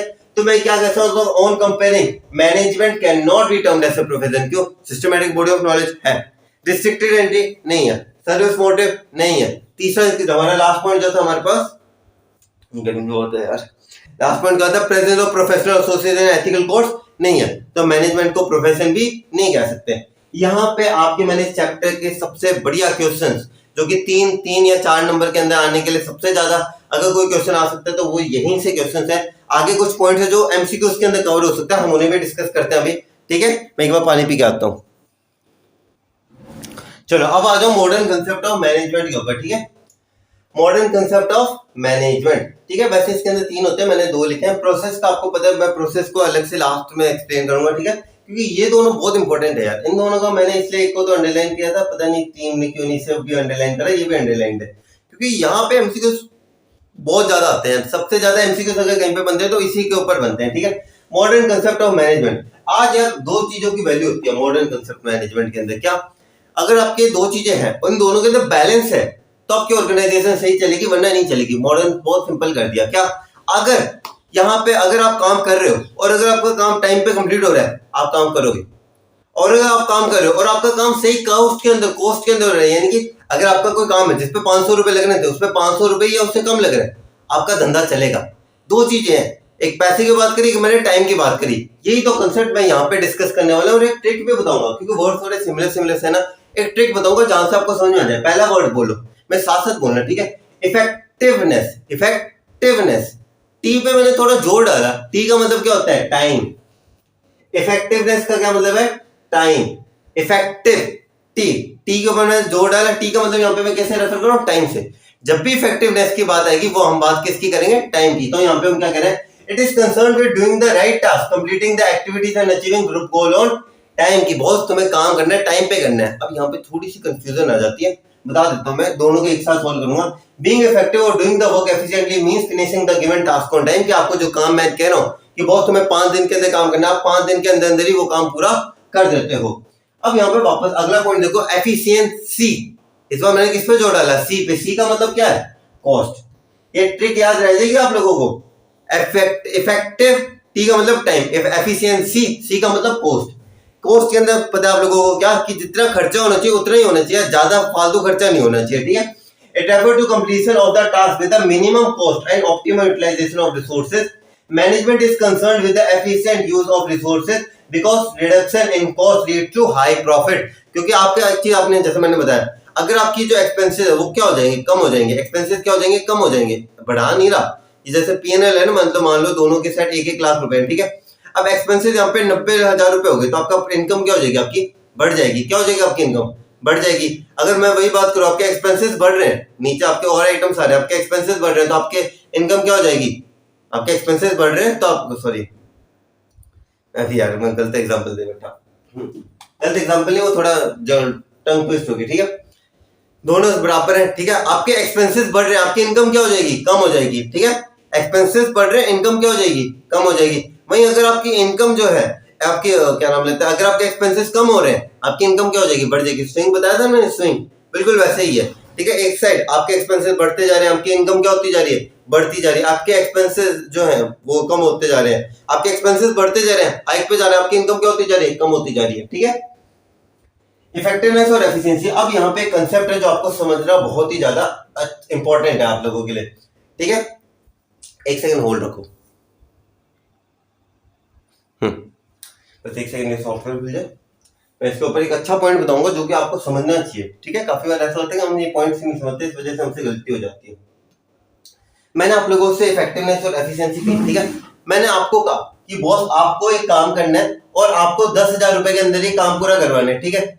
अब मैं 3 केसेस दे रहा हूँ, फर्स्ट, सेकंड एंड थर्ड। आपको बताना है इसमें एफिशिएंसी और इसमें एफिशिएंसी है या नहीं है। और सिमिलरली मैंने एक बंदे को कहा कि बॉस आपको ये काम 7 दिन के अंदर कंप्लीट करना था, इसके अंदर देखो इफेक्टिवनेस है या नहीं है, ठीक है। First second and third. पहले कोस्ट के लिए एक बंदे ने 9,000 रुपए में काम कर दिया मेरा, एक बंदे ने 10,000 में किया और एक बंदे ने 10,000 में किया और एक बंदे ने 11,000 में दिया। ठीक है, 3 जने थे। सिमिलरली एक बंदे ने ये जो काम था मैंने कहा 7 दिन के अंदर, एक बंदे ने जैसे 8 दिन लगा दिया, एक बंदे ने 7 दिन लगाए और एक बंदे ने 6 दिन लगाए।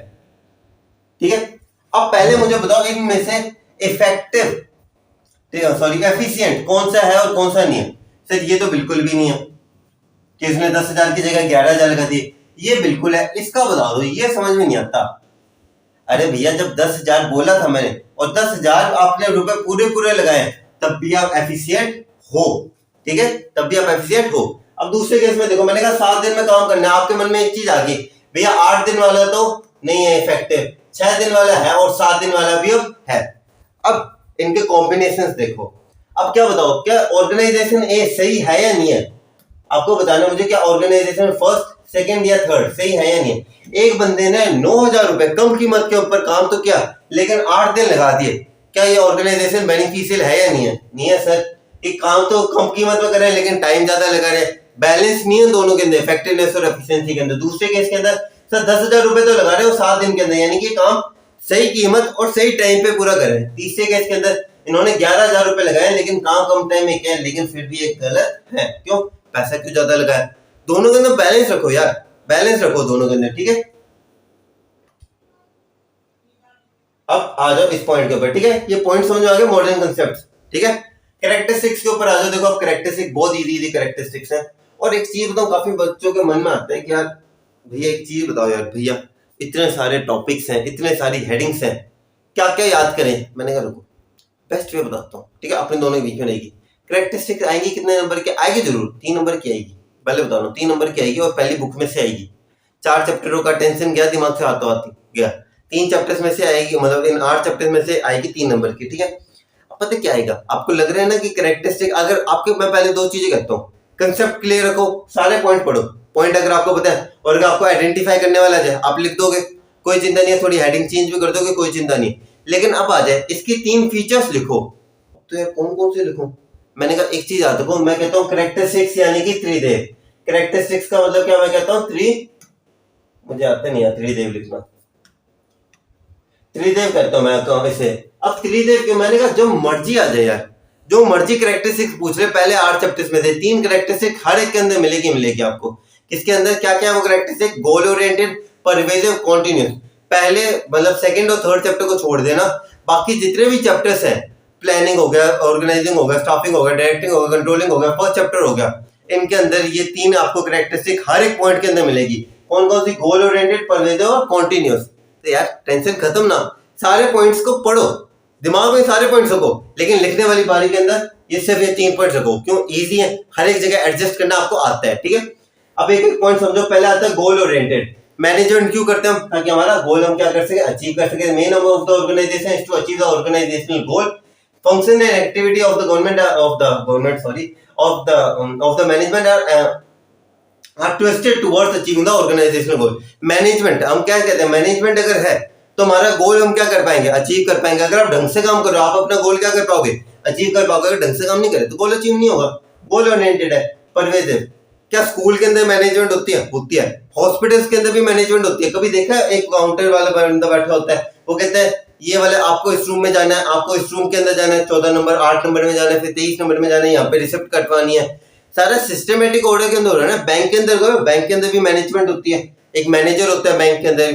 क्यों होते हैं ये सब मैनेजर्स? जबकि इनका ये तो बिजनेस भी नहीं है, तो प्रोफेशन इन सब के अंदर आ जाते हैं। क्यों होते हैं? क्योंकि ये जितने भी हर एक जगह मैनेजमेंट लगती है। मैनेजमेंट आपके घर के अंदर भी लगती है, आपकी मम्मी के अंदर, आपकी मम्मी भी मैनेजमेंट करती है। कैसे? सुबह उठ के सारा खाना बनाना, घर का बजट तैयार करना, सारे घर के राशन पानी इन सबका ध्यान रखना, आपकी जरूरतों का ध्यान रखना, सबके अंदर क्या करती है आपकी मम्मी? मैनेजमेंट ही तो करती है। मैनेजमेंट इज परवेसिव यानी कि universal phenomena that is applied everywhere, हर जगह लगता है ये। ठीक है, और इसमें हमने ये भी कहा मैनेजमेंट सिर्फ लिमिटेड नहीं होती बिजनेस तक, ये हर जगह लगती है। Non business organisation, school, home, hospital, हर जगह आपकी मैनेजमेंट लगती है। ठीक है, अगला पॉइंट आता है आपका स्पॉन्टेनियस। अच्छा पॉइंट है, समझने से। ठीक है, थोड़ा साइज छोटा कर दें, दिख तो रहा है ना सबको? ऐसे तो नहीं है दिख नहीं रहा, नहीं दिख रहा, अच्छे से दिख रहा है, ठीक है। पॉइंट समझो, आपने प्लानिंग करी, यहाँ पे मैं वेट कर रहा था कि मैं प्रोसेस थोड़ा समझा दूं, ठीक है, क्योंकि यहाँ पे आ जाता है पॉइंट। आपको planning, organising, staffing, directing, control है, ये 5 पांडव पता है। मैंने 5 पांडव कहता हूँ, छठा कर्ण से भी इंट्रोड्यूस कराऊंगा आप लोगों को, चिंता मत करो, बहुत बढ़िया तरीके से हम चैप्टर करने वाले हैं, ठीक है। सारी चीजों से इंट्रोड्यूस करूंगा। अब आप एक चीज बताओ, आप जब अपने क्लास, मान लो आपको अपने क्लास 12 के फाइनल पेपर दे रहे हो, ठीक है। अब आपको आपने क्या किया, आपने मुझसे बात करो, भैया मुझे इस बार 95% चाहिए। आपने क्या किया, प्लान बनाया, अल्टीमेट गोल बना दिया। आपने पहली चीज क्या करी, प्लानिंग करी। क्या करी आपने, प्लानिंग करी। मैंने कहा ठीक है, फिर मैंने भैया अपने चैप्टर्स को डिवाइड कर दिया, अपने चैप्टर्स को कौन से इजी है, कौन से हार्ड है, किसमें मुझे ज्यादा टाइम लगाना है, किसमें मुझे कम टाइम लगाना है। मैंने इन चैप्टर्स को ऑर्गेनाइज कर दिया। मैंने कहा ठीक है, मैंने फिर आगे मैंने अपने जो चैप्टर्स को अच्छे से ऑर्गेनाइज कर दिया, और मैंने ये देखा कि मैं कौन कौन से टीचर्स के पास जाऊंगा, कौन कौन से टीचर्स के पास मैं जाके कोचिंग लूंगा, कि कौन से, जैसे आपके पास मैं ये सब्जेक्ट पढ़ रहा हूँ, आपके पास ये सब्जेक्ट पढ़ूंगा, उनके पास ये सब्जेक्ट पढ़ूंगा। मैंने कहा आपने स्टाफिंग करी है, मतलब आपने जैसे एम्प्लॉयज ढूंढे कि मैं अपने लिए कौन कौन से टीचर्स के पास जाऊंगा। एक तरीके से एम्प्लॉयज तो नहीं कह सकता उन्हें, लेकिन आप इसे एग्जाम्पल की तरह एडजस्ट कर सकते हो, ठीक है। जैसे आपने अपने एम्प्लॉयज को देखना, आप उन्हें पैसे दे रहे हो, ठीक है, तो आपने अपने एम्प्लॉयज चुने कि अच्छा मैं अकाउंटेंस इंसर से पढ़ूंगा, बिजनेस इंसर से पढ़ूंगा, इकोनॉमिक्स इंसर से पढ़ूंगा। मैंने कहा ठीक है, फिर सर मैं उनके दिशा अर्थ, मैं उन्हें बताऊंगा कि मेरे क्या क्या प्लान है, और जो वो मुझे डायरेक्शन देंगे मैं उन्हें फॉलो करूंगा। आपको वो डायरेक्ट करेंगे, डायरेक्टिंग करेंगे, हाँ जी। फिर सर मैं उनके साथ टेस्ट दूंगा और वो मेरी परफॉर्मेंस चेक करेंगे, अच्छा कंट्रोलिंग करेंगे, ठीक है। देखा, पांचों पांडव समझा दिए मैंने, एक केस के अंदर समझ गए। मैंने कहा अच्छा उसके बाद सर इंग्लिश का पेपर जैसे मेरा कंप्लीट होगा, फिर मैं अकाउंटेंसी के पेपर पे चला जाऊंगा। अकाउंटेंसी का पेपर के अंदर भी मैं पहले प्लानिंग करूंगा, ऑर्गेनाइज करूंगा, चीजों को डायरेक्ट करूंगा, उसके बाद डायरेक्ट ऑर्गेनाइज करने के बाद स्टाफिंग करूंगा, डायरेक्ट करूंगा, उसके बाद क्या करूंगा, कंट्रोलिंग करूंगा।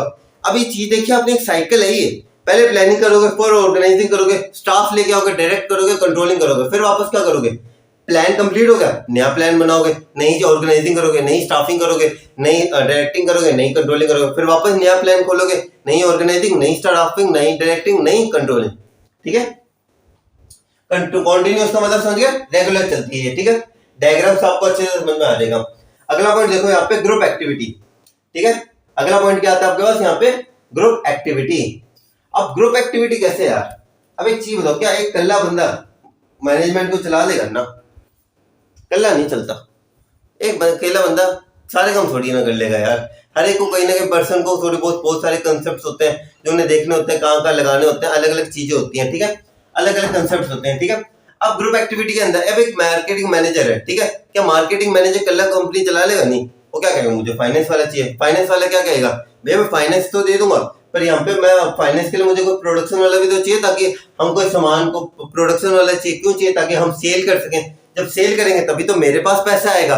देखा, मैनेजमेंट एक कल्ला बंदा नहीं करता, मैनेजमेंट एक ग्रुप एक्टिविटी है। मार्केटिंग वाला कह रहा मुझे फाइनेंस वाला चाहिए पैसे के लिए, फाइनेंस वाला कह रहा मुझे सेल्स वाला चाहिए ताकि वो सेल्स के ऑर्डर देके मुझे पैसे दे सके, सेल्स वाला कह रहा मुझे प्रोडक्शन वाला चाहिए, प्रोडक्शन वाला कह रहा मुझे मार्केटिंग वाला चाहिए ताकि मेरी डिमांड वो बढ़ाए और मैं उतनी प्रोडक्शन कर सकूं। तो मैनेजमेंट क्या, ग्रुप एक्टिविटी है। Manager of every department work as a team because activity of one department affect the other. For example, the production department is not producing goods according to the demand, then it will affect the sales department. Genuine सी बात है। अगला आ जाता है आपके पास point, dynamic. Dynamic का मतलब लिख लो साथ ही साथ, कॉन्टिन्यूअसली चेंजिंग।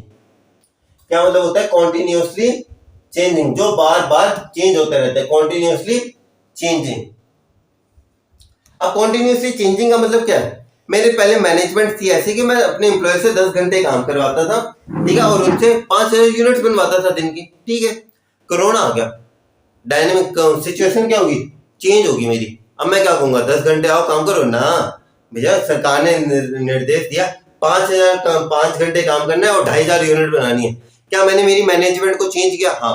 पहले भीड़ भाड़ में काम होता था, अब मैं कहता हूँ डिस्टेंस बनाओ। क्या मैंने मेरी मैनेजमेंट को चेंज किया, हाँ। पहले मैं कहता था कि सिर्फ 50, पहले 500 एम्प्लॉयज आते हैं, मैं कहता हूँ सिर्फ 50 एम्प्लॉयज आएंगे। क्या मैंने मेरी मैनेजमेंट को चेंज किया। यहाँ पे डायनेमिक ऑर्गेनाइजेशन के अंदर हम क्या कहना चाहते हैं, management is dynamic at the extreme at the external environment. Corona आया, किसी को नहीं पता था आने वाला है या नहीं आने वाला था, ठीक है। Management need to make changes according to the objective, policies, strategies of the company. अब अगला और लास्ट, सेकंड लास्ट पॉइंट आता है इसके अंदर, इंटेंजिबल। अब एक चीज बताओ यार, एक अच्छा, जैसे मान लेते हैं आप अच्छे हो, कहां पे दिख रहे हैं, आप बोल रहे हो कहाँ पे दिख रहा है? अच्छाई और बुराई देख सकते हो क्या? कि जैसा अगर आप मुझे देखते हो, क्या मैं अच्छा हूँ या नहीं हूँ, आपको कैसे पता चलेगा? मेरे दिल में अच्छाई है बुराई आपको दिख रही है? कहीं अच्छाई ऐसे, अच्छाई की थोड़ी सी परछाई ऐसे चमक सा ऐसे कहीं दिख रहा है? अच्छाई नहीं दिख रही। कहीं ऐसे बुराई सी दिख रही है, कहीं डार्क सी ऐसी रेस जा रही है, नहीं दिख रही। अगर जैसे जिस तरीके से अच्छाई और बुराई नहीं दिखती, वैसे आपको मैनेजमेंट दिखती नहीं है। आप कह सकते हो यार मैंने मेरे यहाँ पे मैनेजमेंट लगा रखी, कहाँ पे लगाई है? दिख ही नहीं रही है, कहाँ पे लगाई है? महसूस जरूर हो सकती है। आप जिसमें से मुझसे बात करोगे, अगर आप मेरे एफर्ट देख रहे हो तो आपको क्या लगेगा? यार ये टीचर सही है यार, अच्छे खासे एफर्ट्स कर रहा है, अच्छे नोट्स बनवा के दे रहा है, हमारे प्रॉपर प्रैक्टिस करवा रहा है। आपके मन में ये आएगा कि अच्छी खासी प्रैक्टिस करवा रहे हैं हमें, मन में आप लोगों के ये आएगा आप लोगों के ये। तो आपको महसूस हो रहा है मेरी क्लास लगा के कि मैं कैसा टीचर हूँ, अच्छा हूँ या बुरा हूँ। वैसे ही आप किसी ऑर्गेनाइजेशन में जाओगे तो आप देखोगे अच्छा सारा काम सिस्टमेटिक वे में हो रहा है, मैनेजमेंट प्रेजेंट है, सारी चीजें इन सब अच्छी तरीके से नहीं हो रहा है, इनएफिशिएंसी आ रही है, इनइफेक्टिवनेस है, मैनेजमेंट प्रेजेंट नहीं है। सिमिलरली इंटेंजिबल काम कैसे? Management can not be physically seen, आप फिजिकली देख नहीं सकते। अगर मैनेजमेंट प्रेजेंट है तो इफेक्टिवनेस और कोऑर्डिनेशन होगा, एफिशिएंसी होगा। अगर मैनेजमेंट एब्सेंट है, नहीं है, तो कंफ्यूजन होगा। वो किसी के सर माथा मारे, वो किसी के साथ सर माथा मारे, किसी को कुछ पता नहीं होगा क्या हो रहा है क्या नहीं हो रहा है। अगला पॉइंट आ जाए, मैनेजमेंट इज मल्टी डायमेंशनल। और ये खास कर ध्यान रख लेना गाइस, कल्ला क्वेश्चन 3 मार्क्स के अंदर आ सकता है। ये अभी भी कह रहा हूँ, ये कल्ला क्वेश्चन 3 मार्क्स के अंदर आ सकता है। मैनेजमेंट इज मल्टी डायमेंशनल, मुझे भी शौक लगा था जब मेरे पेपर में आया था, क्यों मैंने सोचा था 1-2 नंबर के आते हैं, कल्ला पॉइंट है जो 3 नंबर के अंदर आने के लायक है। अब मल्टी डायमेंशनल कैसे? एक चीज बताओ, आप काम को मैनेज करते हो? क्या आप लोगों को मैनेज करते हो? जब ये दोनों मिल जाते हैं, यानी कि जब काम और आपके लोग मिल जाते हैं तब ऑपरेशंस होते हैं। ऑपरेशन मतलब काम करवाते हो आप उन लोगों से, उन्हें भी मैनेजमेंट करते हो। तो मैनेजमेंट 3 तरीके से होता है, यानी कि आप एक तो मैनेज करते हो अपने लोगों को, एम्प्लॉयज को, एक आप मैनेज करते हो काम को कि क्या काम है, किस तरीके से काम को करवाना है, कैसे करवाना है। फिर आपका ऑपरेशन मतलब जब ये दोनों चीजें मिलती हैं, वर्कर्स और उनका जो काम है वो मिलता है, तब वो दोनों क्या करते हैं? ऑपरेशंस करते हैं। और ऑपरेशंस को भी आप मैनेज करते हो, ये मैनेजमेंट मल्टी डायमेंशनल है।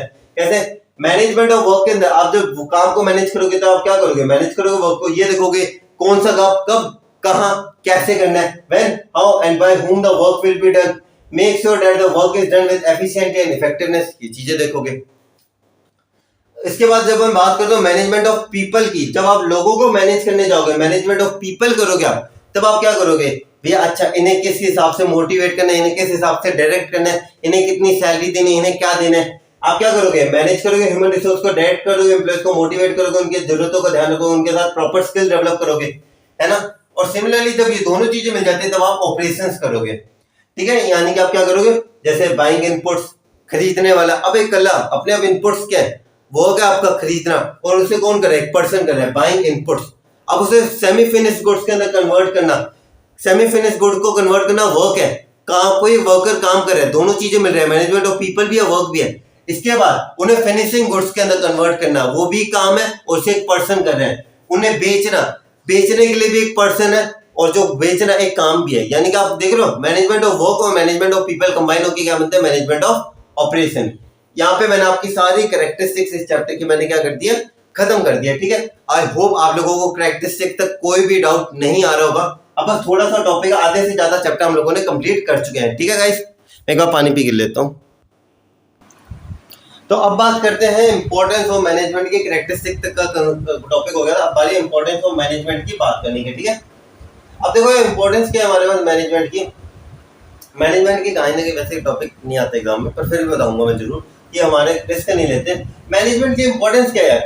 आपका ऑर्गेनाइजेशनल गोल को अचीव करने के अंदर आपकी मदद करता है ये, ठीक है। क्योंकि मैंने जैसे बताया गोल ओरिएंटेड बिहेवियर है, तो हमारे ऑर्गेनाइजेशनल गोल को अचीव करने के अंदर हमारी मदद करेगा, ठीक है। Management helps to direct the function and activities of the organisation towards achieving the common goal, that is achieving the organisational goal. Efficiency लेके आता है, क्यों? क्योंकि मैनेजमेंट की नींव किस पे रखी होती है? इफेक्टिवनेस और एफिशिएंसी के अंदर। तो इससे एफिशिएंसी आती है, क्योंकि management helps to improve efficiency. इससे क्या होता है? हमारी कॉस्ट रिड्यूस हो जाती है, हमारी इंप्रूवमेंट हो जाती है हमारी प्रोडक्टिविटी के अंदर, और हमारी मिनिमम वेस्टेजेस होती है। और अगर हमारे एक्सपेंसेस कम लगेंगे, हमारे एक्सपेंसेस क्या होंगे? हमारे एक्सपेंसेस कम लगेंगे तो हमारी इनकम क्या होगी? बढ़ेगी, ठीक है। अगला आता है क्रिएट डायनेमिक ऑर्गेनाइजेशन। अब ये डायनेमिक ऑर्गेनाइजेशन कैसे बनाते हैं? अरे भैया कोरोना आया, आप टस से मस नहीं हुए, और कोई बीमारी आई, आप टस से मस नहीं हो, आपकी ऑर्गेनाइजेशन क्या होगी? मजबूत होगी एकदम, कि भाई कैसी भी सिचुएशन आ जाए हम टैकल आउट कर लेंगे। क्या है? डायनेमिक ऑर्गेनाइजेशन बन गई। If the external environment is dynamic then there is a need to make changes in the organisation with the help of management. Management की मदद से कोरोना आया, आपको पता चला कोरोना आया, फिर आपने क्या किया, अपने मैनेजमेंट में चेंज किया। आप उस सिचुएशन से तभी लड़ सके जब आपके पास मैनेजमेंट आपने अप्लाई करी। अगर मैनेजमेंट ना होता, अपने पुरानी तरीके से चलते, क्या आप उस सिचुएशन से सर्वाइव कर पाते? नहीं कर पाते। लास्ट है इसके अंदर, लास्ट नहीं सॉरी, अगला पॉइंट आता है इसमें, help in achieving personal goal. अब भैया फ्री में तो काम करवा नहीं रहे, कुछ गोल्स है हमारे, पर्सनल गोल्स है। पर्सनल गोल्स का यानी कि यहाँ पे कि एम्प्लॉयज की तरीके से हम एम्प्लॉयज की डेवलपमेंट कर पाएंगे, ठीक है। ये सेम पॉइंट आपको है ना आगे करवाता हूँ मैं, आगे पता है क्यों, आगे आपको खुद पता चल जाएगा। Help in achieving personal goal और ये वाले पॉइंट, ये दोनों पॉइंट आगे करवाता हूँ मैं। कौन से? Help in achieving personal goal है, हेल्प इन अचीविंग और help in development of society. बाद में क्यों करवा रहे हो? मैंने कहा बाद में करवाता हूँ। बाद में नहीं, बस 5 मिनट रुक जाओ, ये लास्ट पॉइंट समझा दो, उसके बाद करवा दो ये दोनों पॉइंट, दोनों करवा दूं पक्का। आप खुद समझोगे अच्छा है। इसलिए देखो एक चीज बताओ, ज्यादा पढ़ने का कोई फायदा नहीं है, जितनी नॉलेज है उतनी लो, बहुत बढ़िया। अगर आप सोचो मैं ज्यादा से ज्यादा नॉलेज ले लूं, भाई आपके मन में बाद में पता है क्या है कि पूरी बात नहीं है, फायदा पता है क्यों नहीं है। पेपर में आपके वर्ड लिमिट क्या है, 200 से 300 शब्द, दिमाग में आ रखे 2000 शब्द। अब 2000 शब्दों को 200 अपने बेस्ट वर्ड में कैसे प्रेजेंट करोगे? इससे बढ़िया लिमिटेड रखो लेकिन बेस्ट रखो, ठीक है। बीइंग हार्मनी इन वर्क, ये आपको कोऑर्डिनेशन है वैसे, ठीक है। ये तीनों पॉइंट आपको मैं आने वाले चैप्टर्स के अंदर, आपके आने वाले टॉपिक के अंदर बताने वाला हूं इसी वीडियो के अंदर, ठीक है। कैसे बताता हूं। अब अगला जो हमारा टॉपिक है वो है ऑब्जेक्टिव ऑफ मैनेजमेंट, ठीक है। ऑब्जेक्टिव, पहले ऑब्जेक्टिव बताओ। ऑब्जेक्टिव क्या होता है? हमारा उद्देश्य, and towards which the activity of the organisation are concern. 3 तरीके के होते हैं, क्लास में पढ़ गया, ऑर्गेनाइजेशन, सोसाइटल और एक होता है पर्सनल। ऑर्गेनाइजेशन के अंदर आपका ये पॉइंट आ जाता है सर्वाइवल, प्रॉफिट एंड ग्रोथ। ये पहले पढ़ाए हुए यार, इसलिए मैं इनमें ज्यादा जोर नहीं दे रहा। सर्वाइव मतलब to survive in the competition market for a long period of time. वो कब होगा? जब आप अच्छे प्रॉफिट अर्न करोगे। आप जब अच्छे प्रॉफिट अर्न कर पाओगे तभी आप ग्रोथ कर पाओगे, ठीक है। और जब ग्रोथ करोगे तभी आप कंपटीशन मार्केट में सर्वाइव करोगे। इंटर रिलेशन है, ठीक है। सोशल ऑब्जेक्टिव्स के अंदर क्या आएगा, ठीक है। सोशल ऑब्जेक्टिव्स के अंदर देखो क्या क्या पॉइंट आते हैं। अब सोशली आप क्या कर सकते हो? Business earn using society resources. Supply के लोग सप्लाई करनी चाहिए आपको क्या? क्वालिटी गुड्स है रीजनेबल प्राइसेस के ऊपर। Eco friendly methods of production को ऑप्ट करो। जनरेशन करो एम्प्लॉयमेंट अपॉर्चुनिटी। ऑर्गेनाइज करो हेल्थ एंड एजुकेशन प्रोग्राम्स। सही है, यहाँ तक बात बिल्कुल क्लियर। अब थोड़ा आ जाओ पहले वाले पॉइंट पे। मैंने कहा था ये पॉइंट बाद में करवाऊंगा, मैंने कहा अभी करवाऊंगा। Help in development of society. Business earn using society resources. Supply of quality goods. Eco friendly method. Employment opportunity. Health और हेल्थ प्रोग्राम्स। अरे सर ये तो बिल्कुल वही है। अरे डिट्टो सेम ही लिख रहे हैं, एक्स्ट्रा मत पढ़ो, दोनों के अंदर सेम चीजें लिखो, यानी कि है तो वही चीज। अगर एक चीज बोलो आप इसके लिए अलग पॉइंट याद करो, इसके लिए अलग पॉइंट याद करो, क्यों कर रहे हो यार? दोनों सेम पॉइंट्स हैं, अलग अलग हेडिंग है ना, से हेडिंग अलग अलग रख लो, पॉइंट सेम रखो, क्या फर्क पड़ता है ना। अब ये वाले पॉइंट थोड़े पढ़ लो। पर्सनल के अंदर individual goal more earning, more manager convince the individual in such a way that the organisational goal is achieved, ठीक है। Maximise production. ये पॉइंट्स पढ़ लिया आप लोगों ने। अब आ जाओ आपके पर्सनल ऑब्जेक्टिव्स के ऊपर। बिल्कुल वही है, related to the employees and very important because satisfied and motivated employees अपना बेस्ट देंगे। कॉम्पिटिटिव सैलरी दो, अच्छी वर्किंग कंडीशन दो, पर्सनल ग्रोथ दो ताकि वो अच्छे से ग्रो कर सके। पॉइंट्स आगे समझ में कहाँ, इसलिए मैंने कहा था पॉइंट्स के लिए 1 मिनट में रुक रहा हूँ। क्यों? क्योंकि आपको ज्यादा पढ़ाने का कोई मतलब नहीं है। मैं आपको पर्सनल वाले के अलग पॉइंट बताऊँ, इसके लिए अलग क्यों बताऊँ यार? दिमाग पे क्यों ज्यादा प्रेशर डालना है? जो है पॉइंट्स उन्हें अच्छे से करो, ठीक है। अच्छे से पॉइंट्स को डिस्कस करते हैं, ठीक है। तो जरा सॉरी गाइस, तो एक्चुअली क्या हुआ कि मैंने वीडियो को पढ़ना चालू कर दिया। मैं आज लेक्चर दे जा रहा हूँ इसका, और वो रिकॉर्ड ही नहीं हुआ था लेक्चर। चलो कोई बात नहीं, गलती हो जाती है, इंसान से गलती हो जाती है। मैं सोचा यार, मैं गया, मैंने कहा यार रिकॉर्डिंग दिख नहीं रहा, टाइम कितना लगा दिया मैंने। मैं देखा यार चलो कोई बात नहीं, मैंने वैसे प्रॉपर टॉपिक एक्सप्लेन कर दिया था, वापस एक्सप्लेन कर देता हूँ। देख ही चुके हो गए सारा, मैंने टॉपिक एक्सप्लेन कर दिया। अब चलो आसानी रहेगी मुझे, मैंने लिखने वाला सारा काम कर दिया आपने, ठीक है। अब सुनो वापस कहाँ पे गया। लेवल ऑफ मैनेजमेंट के अंदर टॉप 3 लेवल्स होते हैं। किस हिसाब से? एक टॉप लेवल, एक मिडिल लेवल, एक लोअर लेवल होता है। इसे 3 टायर मशीनरी भी कहा जाता है, ठीक है। 3 टायर मशीनरी कहा जाता है। 3 टायर पे कौन सी मशीन चलती है? ऑटो रिक्शा है ना। अब ऑटो का आगे वाला पहिया चलता है तो उसके साथ क्या होता है? पीछे वाले पहिया अपने आप चलने लग पड़ते हैं, है ना। तो वैसे ही टॉप लेवल कुछ आपको निर्देश अनुसार देगा, उससे मिडिल लेवल और लोअर लेवल काम करते हैं, ठीक है। मैं वैसे इन सारे टॉपिक्स को डिटेल में एक्सप्लेन कर चुका ही हूँ। वीडियो रिकॉर्ड करना मैं भूल गया था, इसकी भूला नहीं था, मैंने बटन दबा दिया तो मुझे गलती से पता नहीं मैंने स्टॉप बटन दबा दिया था। इसे 3 टायर मशीनरी भी कहते हैं। मोस्ट इंपोर्टेंट टॉपिक है। टॉप लेवल के अंदर क्या आते हैं? Consist of chairman, board of directors आ जाते हैं, प्रेसिडेंट्स आ जाते हैं, ठीक है। अब टॉप लेवल का क्या काम होता है, डिटरमाइन करते हैं क्या, overall plans and policies, determine the objective of the enterprises, formulate, क्यों वही होता है ना, वो कहते हैं हमारा साल का यह है कि हमें 10 लाख की सेल करनी है, हर एक महीने एक महीने की सेल होनी चाहिए, कौन बताता है, टॉप लेवल बताते हैं, ठीक है। रिस्पॉन्सिबल फॉर ग्रोथ एंड और assign the jobs to the workers of middle level, middle level के वर्कर्स को जॉब असाइन करते हैं, ठीक है। आप लोगों को शायद पढ़ने में थोड़ी सी दिक्कत आ रही होगी, अब ज्यादा सही है। Assign the jobs to the worker of middle level, जितने भी मैनेजर्स हैं टॉप लेवल ये अपॉइंट करता है। Responsible for growth and survival of organisation and frame policies to run the organisation successfully. आपने कभी सुना अनिल अंबानी की कंपनी डूब गई? यार अनिल अंबानी की कंपनी डूब गई, अश्विनी ग्रोवर की कंपनी डूब गई, कभी आपने कहा यार इस प्रोडक्शन मैनेजर की कंपनी डूब गई, यार इस वर्कर की कंपनी डूब गई, ऐसे कभी कहा नहीं? आप क्या करते हो, हमेशा टॉप लेवल के बारे में क्यों बात करते हो? Because the top level is responsible for growth and survival of organisation. आज अमन गुप्ता की कंपनी बहुत अच्छे काम कर रही है, ग्रोथ के लिए कौन रिस्पांसिबल है? टॉप लेवल, ठीक है। Remains in contact with government, ये तो सबको पता होगा, हमारे अंबानी जी मोदी जी के बहुत अच्छे दोस्त हैं, अंडानी जी भी। मैं ज्यादा बोलता नहीं पर मन में मेरे बहुत है, किसी दिन कोई ऑफलाइन आए मुझसे मिलने तो मैं बताऊं अच्छे से। कॉम्पिटिटर्स, सप्लायर्स, इन सब के साथ रहते हैं। जैसे मैं अगर मान लेते हैं कोका कोला का जो सीईओ वो देखेगा पेप्सी का सीईओ किस तरीके से स्ट्रेटजीज फॉर्म करे, मैं भी उस तरीके से कुछ स्ट्रेटजीज फॉर्म करूं, ठीक है। फिर आ जाता है आपके पास मिडिल लेवल, फिर क्या आता है आपके पास मिडिल लेवल। मिडिल लेवल के अंदर क्या क्या आ जाता है आपके पास? इट कंसिस्ट ऑफ आपके जितने भी मैनेजर्स आ जाते हैं, ठीक है। अब ऐसे मैंने अभी एग्जांपल दिया था। अब टॉप लेवल कहता है कि भैया इस साल हमें 1 लाख की प्रोडक्शन करनी है, ठीक है, 1 लाख की प्रोडक्शन। मैंने वर्कर्स को बताया इस साल 1 लाख की प्रोडक्शन करनी है, अभी से लग जाओ। इस साल का हमारा बजट है 10,000 करोड़, इस बार का हमारा बजट है 10,000 करोड़। वैसे कौन देता है 10,000 करोड़ का बजट?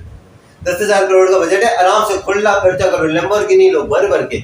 अच्छा इस साल का हमें सेल्स के कितने 10 लाख की सेल करनी, 500 करोड़ की सेल करनी है, हमें 500 करोड़ की सेल करनी है, इस तरीके से सेल्स के ऑर्डर पूरे करने हैं, ठीक है। Tractor selling between top level and lower level as it implement and explain the plans and policy framed by the top level to the lower level. Assign करते हैं job to the workers of their department, production वाला production वालों को, sales वाला sales वाले को। Motivate करते हैं अपने एम्प्लॉयज को ताकि वो अपना बेस्ट दे सके, और उन्हें कंट्रोल और इंस्ट्रक्ट करते हैं, डायरेक्टिंग करते हैं उनके साथ, ठीक है।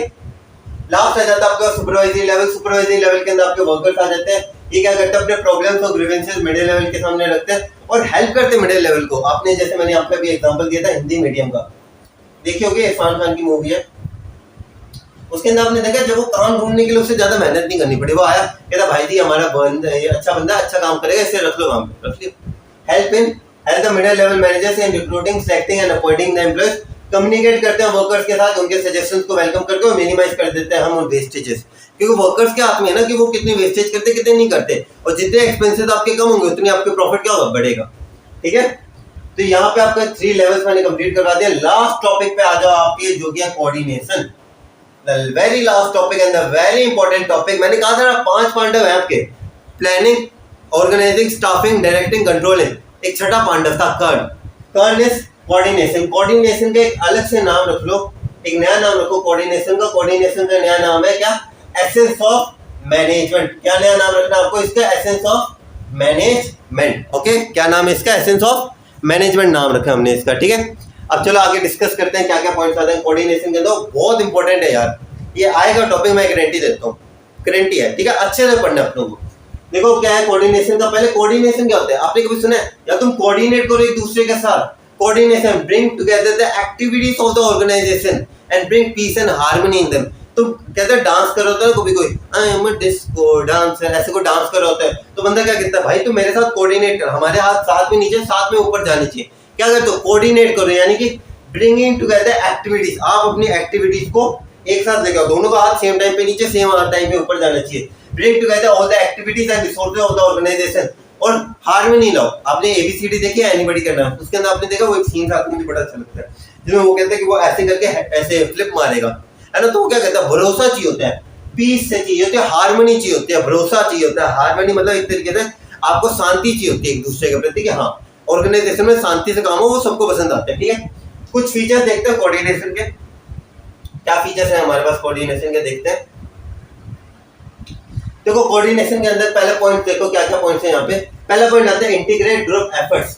कोऑर्डिनेशन, अब देखो एक मैनेजर से कहा दोनों पर्सन को, मैंने 2 एम्प्लॉयज थे मेरे पास, मैंने कहा कि भैया दोनों का है ना अपना क्या नाम मिलता है, दोनों को एक पर्टिकुलर डायरेक्शन में काम करना है, ठीक है। मैंने कहा दोनों को एक पर्टिकुलर डायरेक्शन में काम करें, एक बंदा चले गया इस साइड काम करने, एक बंदा चले गया इस साइड काम करने। वो काम कर रहे हैं, ऐसा नहीं वो काम नहीं कर रहे, वो काम कर रहे हैं, लेकिन क्या उनके काम की कोई वैल्यू है? मैं कह रहा हूँ भाई तुम्हें, जैसे मैंने कहा तुम्हें दीवार तोड़नी है, मैंने कहा तुम्हें ये वाली दीवार तोड़नी है, ठीक है। एक बंदा वो वाली दीवार तोड़ रहा है, एक बंदा वो वाली दीवार तोड़ रहा है, कोई काम है वो काम कर रहे हैं, लेकिन क्या वो काम उनका किसी काम का नहीं है। जब वो दोनों मिलकर एक दीवार को तोड़ेंगे तो क्या उन्हें टाइम कम लगेगा? हाँ। दो जने एक ही चीज पे लगेंगे, क्या उनकी जो एफिशिएंसी वो बढ़ेगी? हाँ। कि दोनों एक ही जगह, अलग अलग जगह जहाँ पे वेस्टफुल एक्टिविटीज हो रही है वहां पे कोई फर्क नहीं पड़ता हम लोगों को, काम सही जगह हो रहा है वो हमारे लिए क्या बेनिफिशियल है। तो क्या मैं कह सकता हूँ, मैं उन्हें कहूंगा कोऑर्डिनेट करो। मैं क्या कहूंगा, दोनों आओ, bringing together the activities of the organisation. तू इस साइड काम कर, तू इस साइड काम कर, दोनों एक साइड जाओ और दोनों के अंदर पीस एंड हार्मनी आएगी। मैं डांस करो, मैं क्या कहूंगा, दोनों एक साथ करो, bring together the activities of the organisation. आप ग्रुप एक्टिविटी को इंटीग्रेट करो, दोनों अपनी एक्टिविटीज को, मैं ऐसे डांस कर रहा हूँ, वो कुछ ऐसे डांस कर रहे नहीं, दोनों का हाथ ऐसे सेम टाइम पे जाना चाहिए, ऐसे सेम करना चाहिए। क्या होता है ऐसे, बिल्कुल वही, ठीक है। In an organization, there are many employees having different background, style of working, thinking. So there is a need to move their efforts in a common direction. एक common direction दोनों, ठीक है। फिर continuous process परवेजिव है ये। continuous कैसे? एक आप एक चीज बताओ,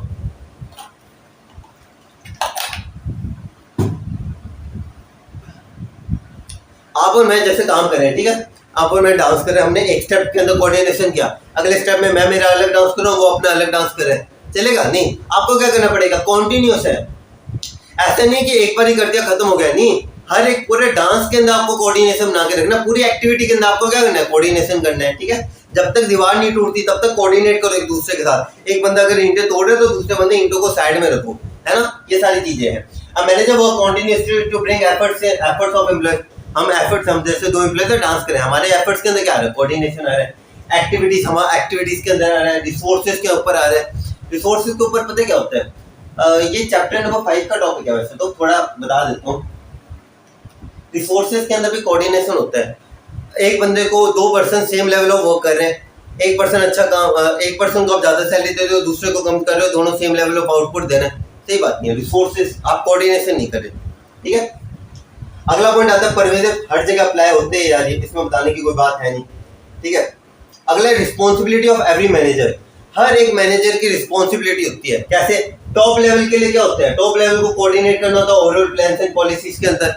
वो टॉप लेवल क्या करेगा, भैया मेरे जो प्लान्स एंड पॉलिसीज है तुम्हें उसके अकॉर्डिंग क्या करना है, कोऑर्डिनेट करना है। मिडिल लेवल किसके अंदर कोऑर्डिनेट करेगा, कोऑर्डिनेट करेगा डिपार्टमेंटल एक्टिविटीज के लिए। फाइनेंस वाला जैसे कह रहा है, जैसे फाइनेंस वाला वो कह रहा है फाइनेंस वाला कल कंपनी नहीं चला सकता, फाइनेंस वाला क्या कहेगा मुझे सेल्स वाला चाहिए, सेल्स वाला कहेगा मुझे प्रोडक्शन वाला चाहिए, प्रोडक्शन वाला कहेगा मुझे मार्केटिंग वाला चाहिए। सारे लोग क्या इंटरलिंक्ड है, क्या है ये सारे इंटरलिंक्ड है। तो डिपार्टमेंट के अंदर कोऑर्डिनेट, लोअर लेवल कोऑर्डिनेट करेंगे एक्टिविटीज ऑफ वर्कर्स के अंदर। जैसे अगर मैं बात करूं, कोई पर्सन को यहाँ से यहाँ तक वो ईंट का कोई भट्टा उठा के दे रहा है, दूसरा पर्सन यहाँ से वो ऊपर लगा रहा है, क्या हो रहा है, यहाँ पे वो एक पर्सन इससे दे रहा है, कोऑर्डिनेट कर रहे हैं, उनके हाथ है क्या अपने इस तरीके से, वो इस तरीके से कोऑर्डिनेशन हो रहा है उनके बीच में, ठीक है। ये बात आगे समझ में। अगला पॉइंट क्या आता है, डेलिब्रेट फंक्शन। डेलिब्रेट का मतलब पता आप लोगों को, डेलिब्रेट का मतलब होता है नाजुक। डेलिब्रेट बड़ा नाजुक फंक्शन है यार, बड़ा नाजुक है। कैसे नाजुक है देखो, हाउ इट इज ए नाजुक फंक्शन। तो नो कोऑर्डिनेशन, अगर आप कोऑर्डिनेशन नहीं करते, मैं डांस कर रहा हूँ, हम डांस कर रहे हैं, जैसे मैं डांस कर रहा हूँ, मेरा पार्टनर डांस कर रहा है, हम दोनों क्या होंगे, हम फर्स्ट आएंगे लास्ट आएंगे, लास्ट आएंगे। No coordination, then efforts of the individual can not be utilised and integrated. हम अलग अलग डायरेक्शन में डांस करें तो हमारे अंदर कोऑर्डिनेशन नहीं था, हमारा डांस जजेस ने क्या किया बताओ इन्हें। तो एक चीज बताओ, क्या मैंने मेहनत नहीं करी, मैंने मेरा प्रॉपर डांस किया, क्या उसने मेहनत नहीं करी, उसने अपना प्रॉपर डांस किया, लेकिन हमारे एफर्ट्स के अंदर इंटीग्रेशन नहीं था, इस वजह से क्या हुआ, सामने वाले जजेस को हमारी परफॉर्मेंस अच्छी नहीं लगी। तो डेलिब्रेट फंक्शन, अगर आप कोऑर्डिनेशन नहीं करोगे तो आपके एफर्ट्स किसी काम के नहीं है, इससे क्या होगा, लड़ाई होगी, जनरली लड़ाई होगी, तेरी वजह से हुआ है, नहीं तेरी वजह से हुआ है। So manager has to perform all the work, all the activities deliberately, बड़ी ताजुब से करना पड़ेगा। लास्ट है यूनिटी। अब यार यूनिटी तो आएगी ना, जब हम दोनों मिलकर अगर सेम काम करें तो यूनिटी होनी चाहिए, भाईचारा होना चाहिए। इसमें सेम बात लिखी है, coordination ensure that all the department work hand in hand, सारे डिपार्टमेंट अच्छे से काम करें। ऐसे ना फाइनेंस वाला कि मैं कल कंपनी चला रहा हूँ, नहीं यार, तेरी कंपनी के पीछे सेल्स वाले अच्छी कमाई करे, इसलिए तेरे पास अच्छे पैसे हैं, और तेरे पास अच्छे पैसे हैं इसलिए तू मार्केटिंग वाले को अच्छे पैसे दे पा रहे हो, जो मार्केटिंग वाले को अच्छे पैसे दे पा रहे हो वो अच्छी मार्केटिंग कर पा रहा है, इसलिए अच्छी डिमांड हो रही है, इस वजह से प्रोडक्शन वाले चल पा रहे हैं, ठीक है। और प्रोडक्शन वाले का अच्छा चलने के कारण सेल्स वाले चले, क्योंकि वो अच्छे से उनके डिमांड्स को मीट कर पा रहे हैं, ठीक है। It is a force which binds them together, ठीक है। अब आपके पास आता है, अब इसके इंपॉर्टेंस देखो, need and importance of what, coordination. Coordination की क्या जरूरत है और क्या इंपॉर्टेंस है आपके कोऑर्डिनेशन की, अब हम ये पॉइंट समझने वाले हैं। चलो गाइस, खत्म करते हैं अपने आखिरी टॉपिक को, नीड एंड इंपॉर्टेंस को खत्म कर देते हैं और आप लोगों का चैप्टर भी अब बस समाप्ति के ऊपर है। देखो मैंने मेरी तरफ से कोई कमी नहीं छोड़ी यार, मुझे नहीं लगता आप लोगों ने भी छोड़ी होगी। अगर मेरे एफर्ट्स अगर आपको लगते हैं, प्लीज थोड़े से भी चैनल को सब्सक्राइब कर लो यार प्लीज, ठीक है। साइज ऑफ ऑर्गेनाइजेशन देखो, अब एक चीज देखो, गोकुल नाम तारक मेहता देखा, अय्यर भाई भी हैं, तारक जेठालाल भी है, एक साउथ है, एक बंगाली है, एक केरला, एक चेन्नई है, एक कोलकाता है, एक गुजरात है, तो एक महाराष्ट्र है, एक पंजाब है, एक पारसी है। अलग अलग रिलीजन्स है हमारे पास, एक मुस्लिम है, एक हिंदू है ना, अलग अलग रिलीजन्स के लोग हैं हमारे पास। एक भोपाल का अपना पोपट लाल है, ठीक है। अब एक चीज बताओ, वो क्या सब लोग झगड़ा मतलब ऐसे अपने धर्म के बेस पे कभी लड़ाई करते देखो? नहीं, क्यों? क्योंकि वो क्या करते हैं, इंटीग्रेट करते हैं क्या, ग्रुप एक्टिविटीज को, और उनके अंदर क्या होती है, मतलब ऐसा होता है कि एक ऑर्गेनाइजेशन के अंदर जरूरी नहीं है कि कंपनी के अंदर सारे इंडियंस ही हो, कुछ क्या मतलब हिंदू ही हो, कुछ मुस्लिम्स भी हो सकते हैं। अब आप अगर देखा जाए, वो ऑर्गेनाइजेशन अगर ऐसा करती है, वो सिर्फ कहती है हिंदुओं के लिए हम ये करें, हिंदुओं के लिए हम ये करें, हिंदुओं के लिए करें, मुसलमानों को लेफ्ट हैंड कर रहे हैं, बुरा लगेगा या लगेगा? हर किसी को लगेगा। अगर आप किसी पर्सन के रिलीजन या किसी बैकग्राउंड को सपोर्ट नहीं करते, क्यों? क्योंकि उनके अलग है। अब जैसे उनके लिए हम गाय को माता मानते हैं, हमारे सामने अगर कोई कह दे गलती से, कोई सनातनी के सामने गलती से कह दे कि भैया कोई गलती से ये कह दे कि हम गाय का ऐसे कुछ करेंगे, बीफ के बारे में जो भी फालतू बातें करते हैं, कोई कह दे हम तो निपटा देंगे यार, हम तो निपटा देंगे 2 मिनट में, कि हमारी गाय माता के बारे में कैसे बोल दिया। उनका रिलीजन अलग है, हमारा रिलीजन अलग है। वैसे किसी रिलीजन में ये तो मैं थोड़ा मानता नहीं कि किसी रिलीजन में किसी प्राणी की हत्या से आनंद मिलना मेरे हिसाब से किसी रिलीजन में नहीं होता ना। हिंदू धर्म के अंदर भी मुझे लगता है बलि चढ़ाना जो कहते हैं, किसी भी धर्म में अपनी खुशी के लिए किसी और के प्राण को न्यौछावर करना मुझे नहीं लगता किसी भी धर्म में सही होगा, कि खुद की खुशी के लिए किसी भी जीव जंतु को, हम नॉन लिविंग थिंग को करो यार, कोई चीज़ नहीं। आप पेड़ों से फलों को निकालो, कोई दिक्कत नहीं है, इससे कोई नुकसान नहीं पहुंच रहा। किसी जीव की हत्या करके करना है, नॉट राइट। मैं पॉइंट पे आ जाता हूँ वापस, मैं थोड़ा हो जाता हूँ, मैं थोड़ा पार्टी ओरिएंटेड हूँ। अब बस लास्ट टॉपिक देखो यहाँ पे, साइज ऑफ द ऑर्गेनाइजेशन, ठीक है। अब एक ऑर्गेनाइजेशन है, अब अलग अलग तरीके के हैं। जैसे एक तारक मेहता का उल्टा चश्मा में एक अय्यर भाई भी है, तो एक जोड़ी भी है। अब देखा जाए उनका बैकग्राउंड क्या है, अलग अलग है क्या। अब देखो रहते हैं वो सारे एक ही सोसाइटी के अंदर है। अब देखा जाए गुजराती का अलग है, जैसे उनका वो प्याज ही नहीं खाते भाई, वहाँ पे उसके जस्ट इस साइड महाराष्ट्र के हैं, वो प्याज ही बहुत खाते हैं। उस साइड एक साइड पंजाब है, वहाँ पे छोले भटूरे ये सारी चीजें चलती है। अब एक देखा जाए है ये सारी अलग अलग चीजें है, सबका अलग अलग बैकग्राउंड, रहते तो एक ही जगह है, रहते तो सारे एक ही जगह, शांति से रहते हैं, आपस में पीस के साथ रहते हैं। वैसे एक ऑर्गेनाइजेशन है, एक बड़ी कंपनी के अंदर हिंदू भी होगा, मुस्लिम भी होगा, सिख भी होगा, ईसाई भी होगा। अब हर एक को क्या करना पड़ेगा, हर एक के अलग अलग नॉर्म्स है, हर एक का वर्किंग स्टाइल अलग अलग है। एक जल्दी काम करना पसंद करते हो तो एक थोड़ा धीरे धीरे काम करना है, एक क्वांटिटी पे फोकस करते हैं, क्वालिटी पे फोकस करते हैं। अब सबके व्यू पॉइंट क्या है, अलग अलग है। तो अब सबके व्यू पॉइंट जब अलग अलग है, अब सब अलग अलग तरीके से सोच है, तो अब हमें क्या करना पड़ेगा ऑर्गेनाइजेशन के अंदर, सबको एक साथ लेके आना पड़ेगा। और जब सबको एक साथ लेके आएंगे तो हम उनके अंदर पीस एंड हार्मनी डालनी पड़ेगी। हम इसके अंदर क्या कहना चाहते हैं, देखो इफ द ऑर्गेनाइजेशन है बिग साइज, अगर ऑर्गेनाइजेशन के बड़े साइज है, बहुत बड़ी ऑर्गेनाइजेशन है हमारी, it will have a large number of employees, बहुत सारे एम्प्लॉयज होंगे working, as a result there will be large number of people having different attitude, हर एक का अलग एटीट्यूड है, जैसे किसी को क्वालिटी पे, किसी को क्वांटिटी पे स्टाइल ऑफ वर्किंग, किसी को जल्दी काम करना पसंद है, किसी को आराम से काम करना पसंद है।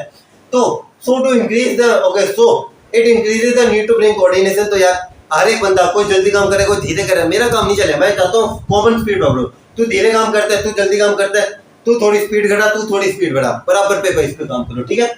फंक्शनल डिफरेंशिएशन, ये सेम मैंने आपको जैसे बताया, एक मार्केटिंग वाले, एक सेकंड यहाँ पे है ना, देखो एक मार्केटिंग वाले, एक फाइनेंस है,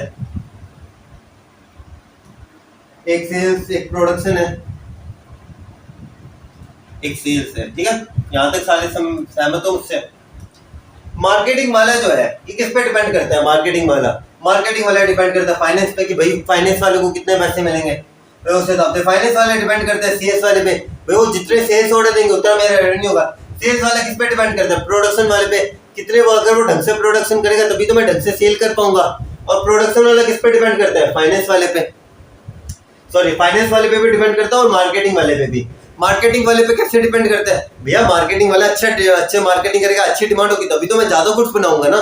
तो एक चीज देखिए आपने, सारे के सारी चीजें क्या थी? इंटरलिंक थी, फंक्शनल डिफरेंशिएशन ये चीज है। अब अगर देखा जाए मार्केटिंग वाले का मैं तो इसके साथ कोऑर्डिनेट नहीं करता, प्रोडक्शन वाले का मैं इसके साथ कोऑर्डिनेट नहीं करता, क्या ऑर्गेनाइजेशन चल पाएगी? नहीं चल पाएगी। Functional differentiation in on organisation many function and activities in different departments are perform and all the activities need to be interlinked and interdependent. तो उनके अंदर कोऑर्डिनेशन होना चाहिए, ठीक है। लास्ट पॉइंट पे आ जाओ, स्पेशलाइजेशन। ये बहुत बार होता है यार। स्पेशलाइजेशन पता है क्या कहते हैं? स्पेशलाइजेशन कहते हैं कि बॉस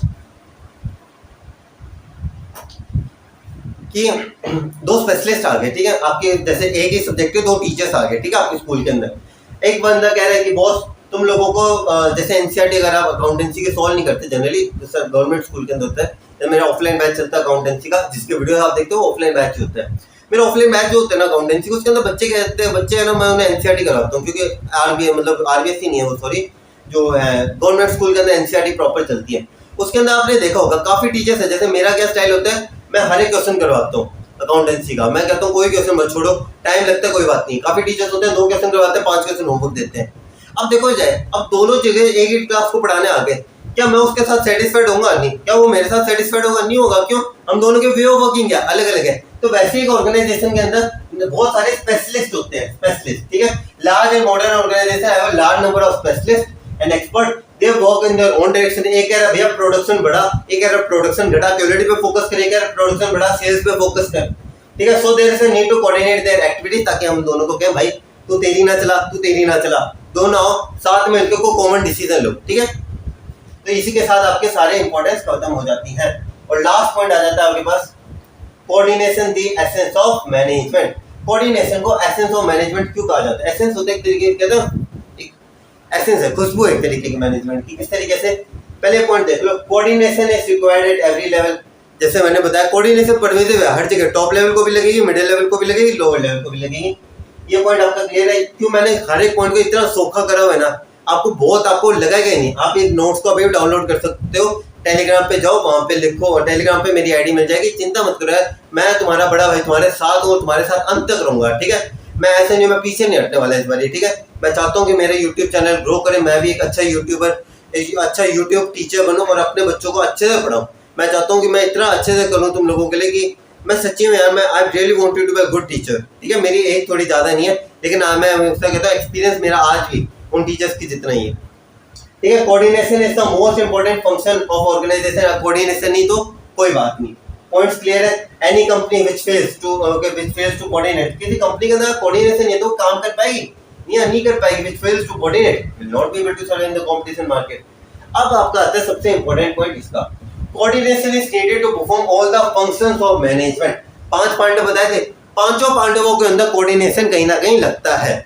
कहाँ लगता है ये पॉइंट बता के टॉपिक कंप्लीट करते हैं, ठीक है। पहला पांडव आता है प्लानिंग। एक चीज बताओ, क्या प्लानिंग के अंदर आप कोऑर्डिनेशन नहीं करते कि जो ओवरऑल प्लान्स एंड पॉलिसीज होते हैं और इन्हें किस तरीके से इंप्लीमेंट करना होता है? जैसे लॉन्ग टर्म प्लान्स होते हैं और शॉर्ट टर्म प्लान्स होते हैं, क्या इन दोनों के तो कोऑर्डिनेशन होता है? हाँ होता है, क्यों नहीं होता सर? यहाँ पे सारा समझा दूंगा मैं, ठीक है। आगे रीडिंग कर लेंगे अपने। पहली बात करते हैं अपने प्लानिंग की, ठीक है। मैंने कहा भैया लॉन्ग टर्म हमें साल के अंदर 1 लाख यूनिट्स बनाने हैं, 1 लाख नहीं 12 लाख यूनिट्स बनाने हैं हमें साल के अंदर। मैंने कहा क्या शॉर्ट टर्म ऑब्जेक्टिव क्या होगा? हर महीने की क्या बनानी है आपको? 1 लाख यूनिट्स बनानी है। Long term objective, short term objective के अंदर कोऑर्डिनेशन हुआ, प्लानिंग कंप्लीट। अगला देखो अकाउंटेंसी, ऑर्गेनाइजिंग। ऑर्गेनाइजिंग के अंदर क्या होता है? हम चीजों को डिवाइड करते हैं, ऑर्गेनाइज करते हैं। ऑर्गेनाइज मतलब होता है सेपरेशन करना, एक तरीके से हम सेपरेट कर देते हैं चीजों को, ऑर्गेनाइज करते हैं। अब इसके अंदर 3 चीज आती हैं, अथॉरिटी, रिस्पॉन्सिबिलिटी और अकाउंटेबिलिटी। हिंदी में इसका मतलब आपको अच्छे से समझ में आ जाएगा। पावर, रिस्पॉन्सिबिलिटी जिम्मेदारी,